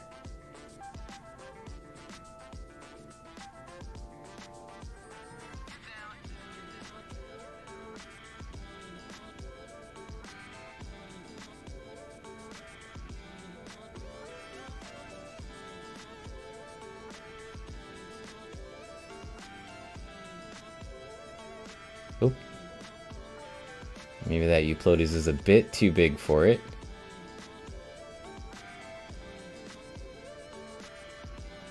Hey, Maori Sour.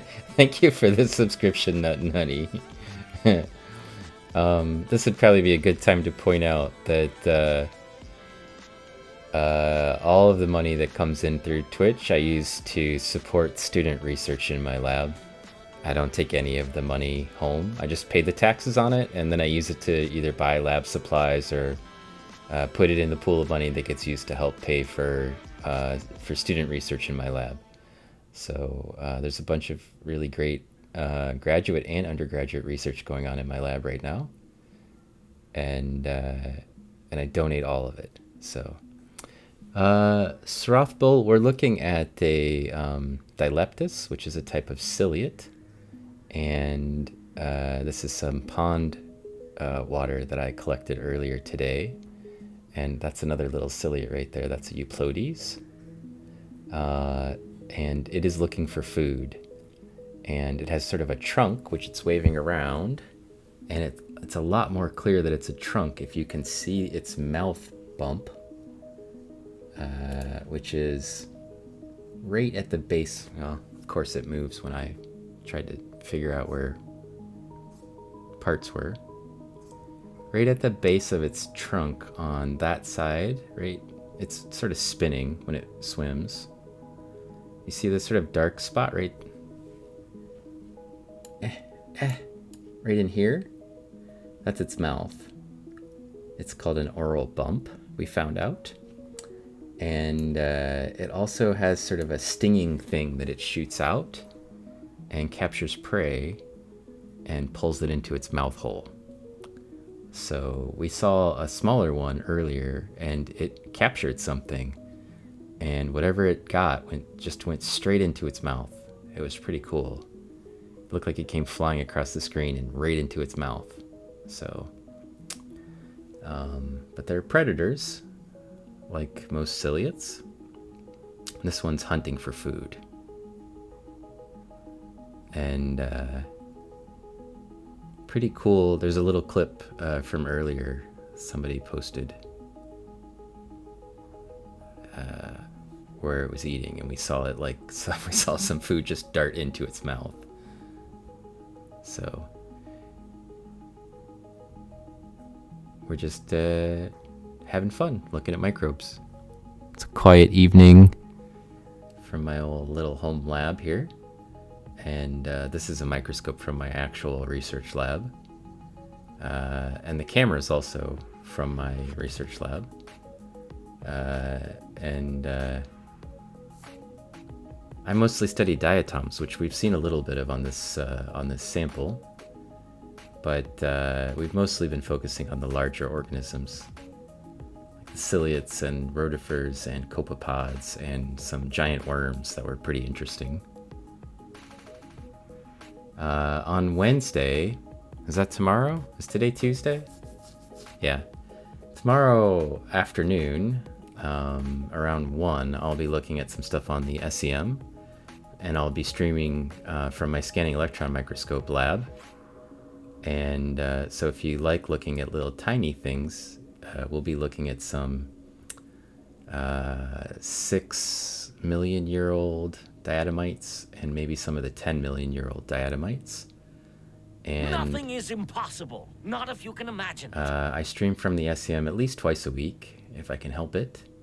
And then intermittently I stream a little bit on the light microscope at night sometimes, sometimes from the stereo microscope. And then sometimes I also detach the camera and I do streams of birds. And I'm also going to do like a BroodX stream where we look at cicadas pretty soon. If you're in my Discord, you want to see pictures that we collected from the birding. There's the Discord link right there. And I post bird pictures in there, and also I'll posted some cicada pictures from earlier today So the brood X cicadas are just starting to emerge now. And I also did some streams from the moon. And I was thinking about trying to do the lunar eclipse, but I think it's raining here. And last time I looked outside, it was either raining or completely overcast. And it's supposed to be that way all night. So I don't think we're going to see the moon. But I might get up early and see about doing a bird stream tomorrow before I go get donuts with my daughter for her second to last day of school. And then I'll work my way onto campus and we'll do some SEM streaming and maybe some stereo microscope streaming. We'll see. I haven't done a stereo microscope stream for a long time. But if the cicadas are out, which they seem to be... Oh, look, there's a little baby one and a big one. It's a little tiny baby one and the full-size one. It's your old pal Snuffleupagus. Let's see, just in case there are viewers who don't know. Yeah, pretty cool. Oops. Where did it go? Oh, it disappeared.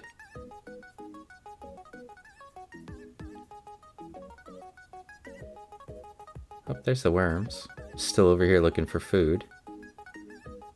They haven't really moved very much. They're kind of in the same place.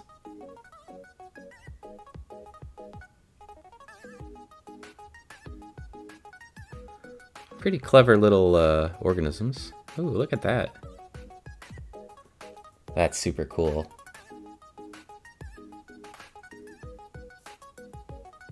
What a view.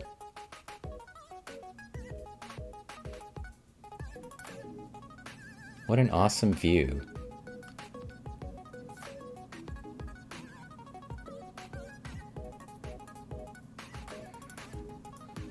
Also, pretty good match with the music.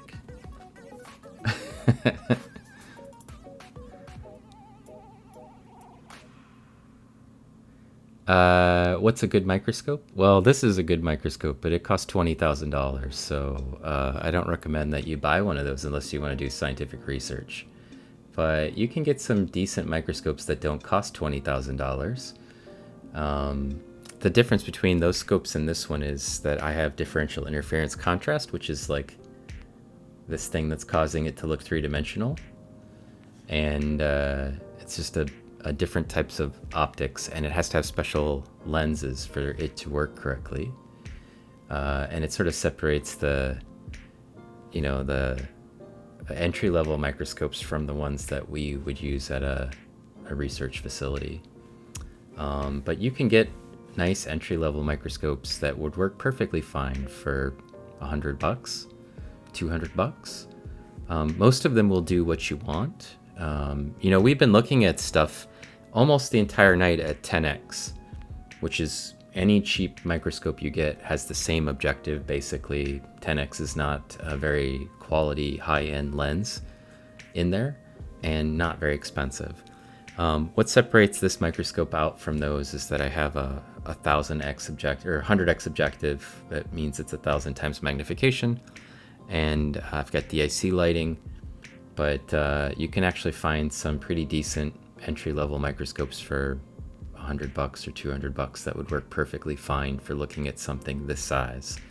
So the scale bar is messed up because we're actually here. Actually, we're here. Oops. We're at 10x, but I've multiplied it times 5, so that's how big that thing actually is. But you don't need to buy a great microscope to see this sort of thing at home.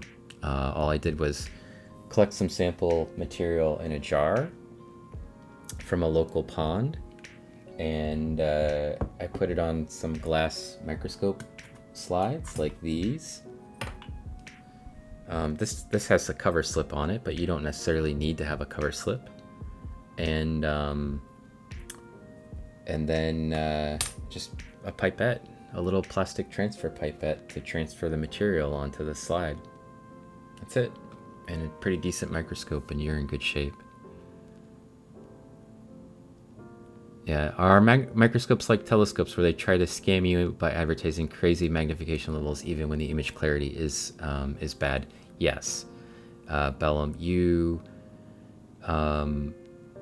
will see people try to sell you microscopes that have like 2,500 times magnification. But if you look at the objectives on those, typically what they have is a 100x objective, and then the eyepieces, the oculars, are usually 25 times. And it doesn't improve the resolution at all. In fact, even the 1000x objective, even the 1000 times magnification, is not the highest resolution image you could get. If you wanted to maximize the quality of your image with a microscope like this, you'd get the 63x objective. They save those for the best glass in a microscope's objective. So like if I wanted to buy one for this microscope and put the 63x objective in, if it was the same quality as all the other objectives that I have, it would cost $10,000 just for that one objective for the 63x. And that's because it is right at the maximum optical light resolution that you can get. And if I were using that 63x objective and then I put the camera on it and zoomed in and out, it would actually do a better job than putting it on 1,000 times. All the 1000x objective does is make it bigger for the most part, like 100 times, and the 40 times that I have, you can tell a difference but they're both basically straddling around 60 times, which is where the optical resolution is maximizing. Yeah, I think it might be. It could also be that the sample is probably drying out and it's probably getting the cover slip pressure. So yeah, you can get a decent family microscope for $100, maybe $200. And I think you're actually right. And before this thing completely dies, I probably should. So what happens is over time, the water droplets in this starts to dry out, and things that are around the edge of the glass will start to get under a lot of pressure, and the cover slip pressure can be really immense. So in order to keep these things from perishing, I think I'll change out the cover slips and the sample that we're looking at. Because I don't necessarily want to kill anything if I can help it. I'll probably put the sample into my pond in the back, which may or may not be beneficial for them because there's fish in there. But it's going to give them a better shot than if I left it on the slide. So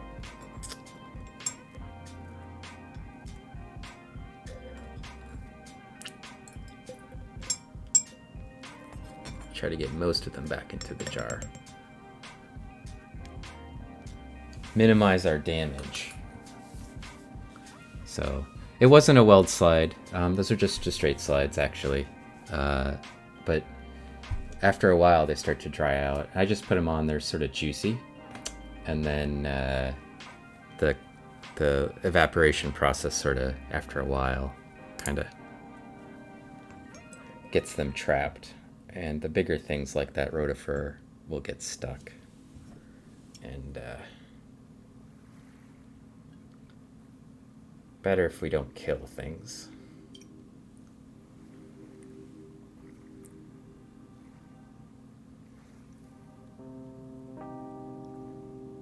Those worms and the Dileptus and the rotifers were entertaining us for an hour and a half now or whatever. I feel like we should probably put them back in the jar and we'll get some new things to look at. It'll be a lot of the same stuff probably, but it's only got a short little window before we get back to, we're getting close to midnight as it is. It's only about 10 minutes away. And then it'll take Pacific a little bit of time to get set up, but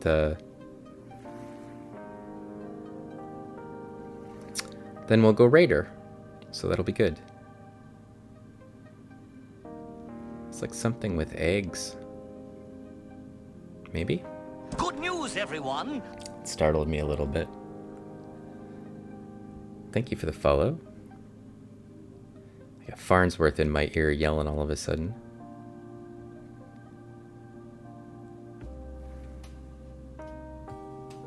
It's not quite as dense as the other sample, which is kind of good in a way.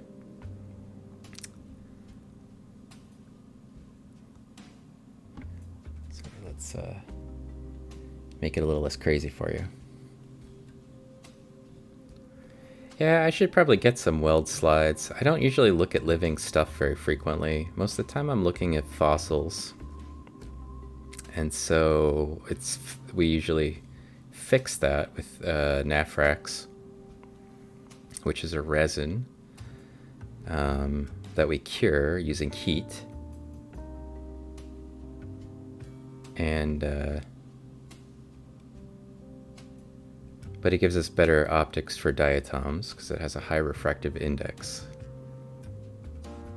And if I want to use the 1000x of magnification, I kind of need to have that. Still a lot of the same critters in this one.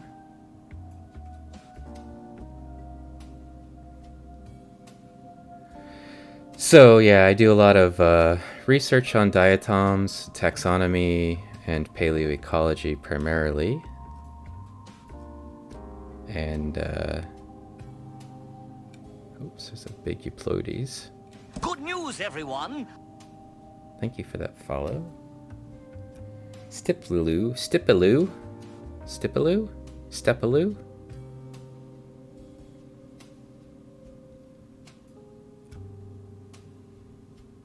Those ones are out into the, they're off the slide.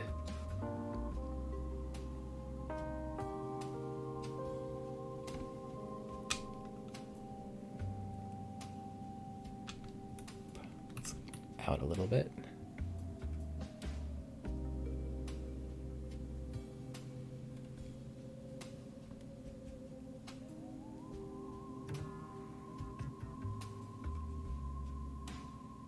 That's a ciliate called Euplodes.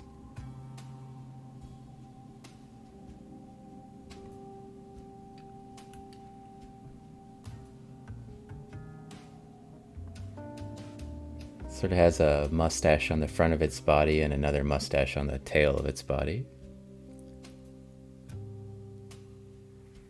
You used Protoslow when you were doing, oh, a museum docent? Yeah. I never use it. There might have been a flagellated green algae in there. We saw something that was round that I thought was a flagellated green algae, but I wasn't sure. And we saw it kind of flying around in the samples, so I probably wasn't paying attention to the one that you were looking for. Yeah, they spin the little ciliate on the front of their face, and then that creates a sort of microcurrent, and it carries food particles towards its mouth, and then it eats them, and then it turns its face a different direction and pulls them from somewhere else. So you can see the little bacteria, that's what those little dots are, and some diatoms, and some other things being pulled towards its face. Yeah, it's pretty cool.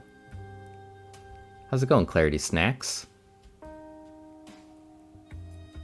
We've been watching some zooplankton eating some snacks. And also rejecting some of them, apparently. Let's see, this is 10x 5 times, which is where we are, yeah. So the scale bar is actually correct right there. That thing is essentially 100 microns across, or 1/10 of a millimeter.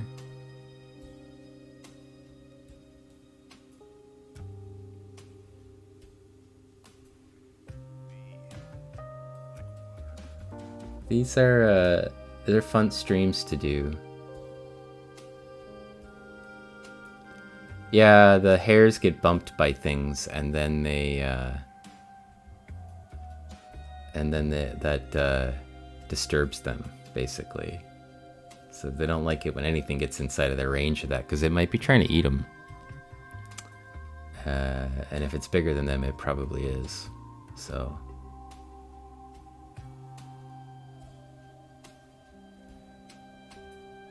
But it's fun doing the evening streams from the light microscope and just sort of exploring. And I teach classes on limnology, and so most of the stuff I know is just from preparing for those classes when it's not diatoms. So a lot of these things, it's either we found it on a previous stream and then I looked it up, or we have sometimes, like in this one, Nut and Honey's been helping out with the IDs for things. You know, we just have fun, basically, exploring what you can see. So.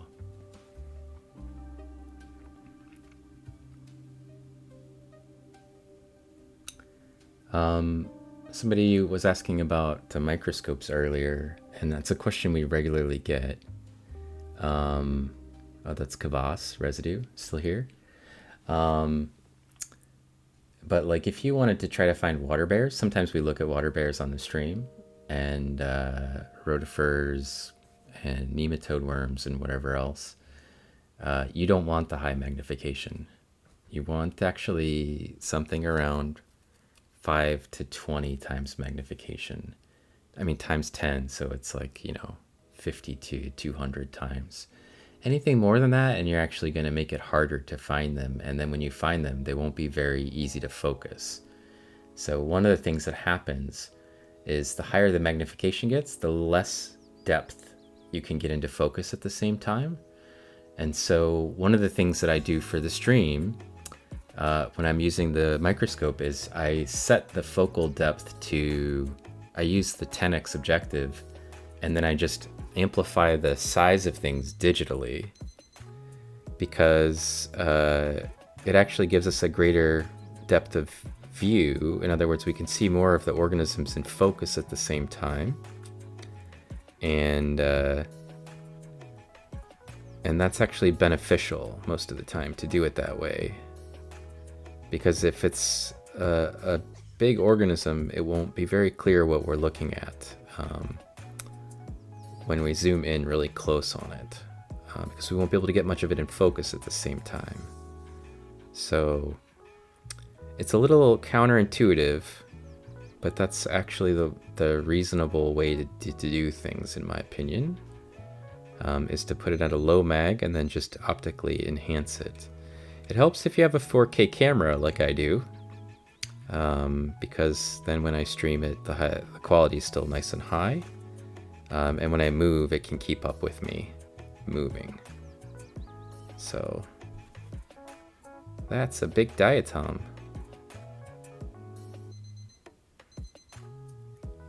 Right there, crawling around. It had something stuck on it. I don't know what that other thing it was stuck on. Looked just like a bit of sediment, maybe. Got caught up in it. That looks like something like a rotifer that died. And you can see a little swarm of bacteria around it, which is kind of cool. Sometimes people ask me about bacteria. Like, can you see bacteria? And the answer is yes, you can. There's a whole bunch of bacteria swarming around this thing right there. You can see their behavior pretty clearly. They are cleaning up this mess, yeah, like the ants of the microscopic world. They're out there turning our dead rotifer into something that other organisms will be able to eat.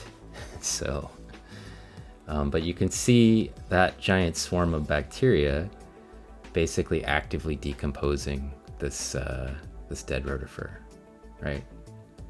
So this is their normal behavior, and there's actually many types of bacteria right there. That's not just one. You can see the ones that are kind of like rod shaped. right there, sort of at the top of the screen at 12 o'clock, kind of going in and out. And then there's ones that are kind of corkscrewed, that are a different type. And then there's ones that are just basically little tiny pills, and some that are just little tiny spheres as well. Yeah, nothing goes to waste. So, and if I were to leave this sample in the jar for 2 or 3 weeks and come back, everything would be dead except for the bacteria would be like on overload. So, is that scale bar accurate? Let's see. 10x, 50. Yes, the scale bar is accurate. So that's 1/10 of a millimeter. And that rotifer, the dead one, is about maybe 18. Yeah, 1.01, sorry, 0.18, almost 0.2 millimeters. So you could probably see it as a little speck with a magnifying glass or something. This is why you don't drink the pond water. Yeah. Well, one of many reasons. But the stagnant water is never a good idea. If you are forced to drink water in nature, you should drink flowing water. And you should try to use iodine pills or something. You need to filter most water or it's going to get you sick. And could potentially even kill you. So, not a good idea.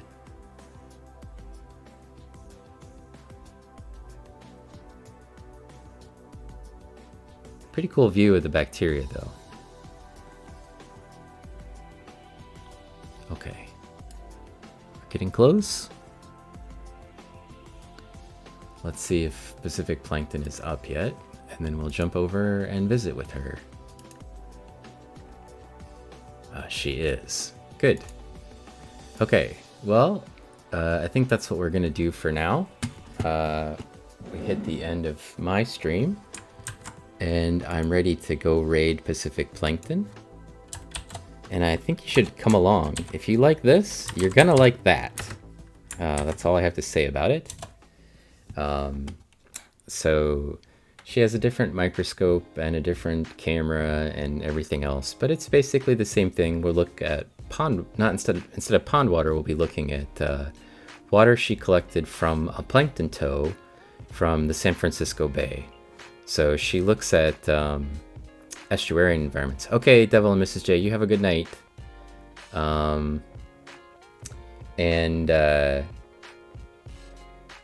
It'll be a pretty nice stream, and I think she's got a really engaging and highly educational stream. So if you like looking at plankton, looking at wiggly organisms, it's a great stream to hang out in. And Pacific Plankton's my friend, and she moderates for my channel and I moderate for her channel, so I'll hop over there.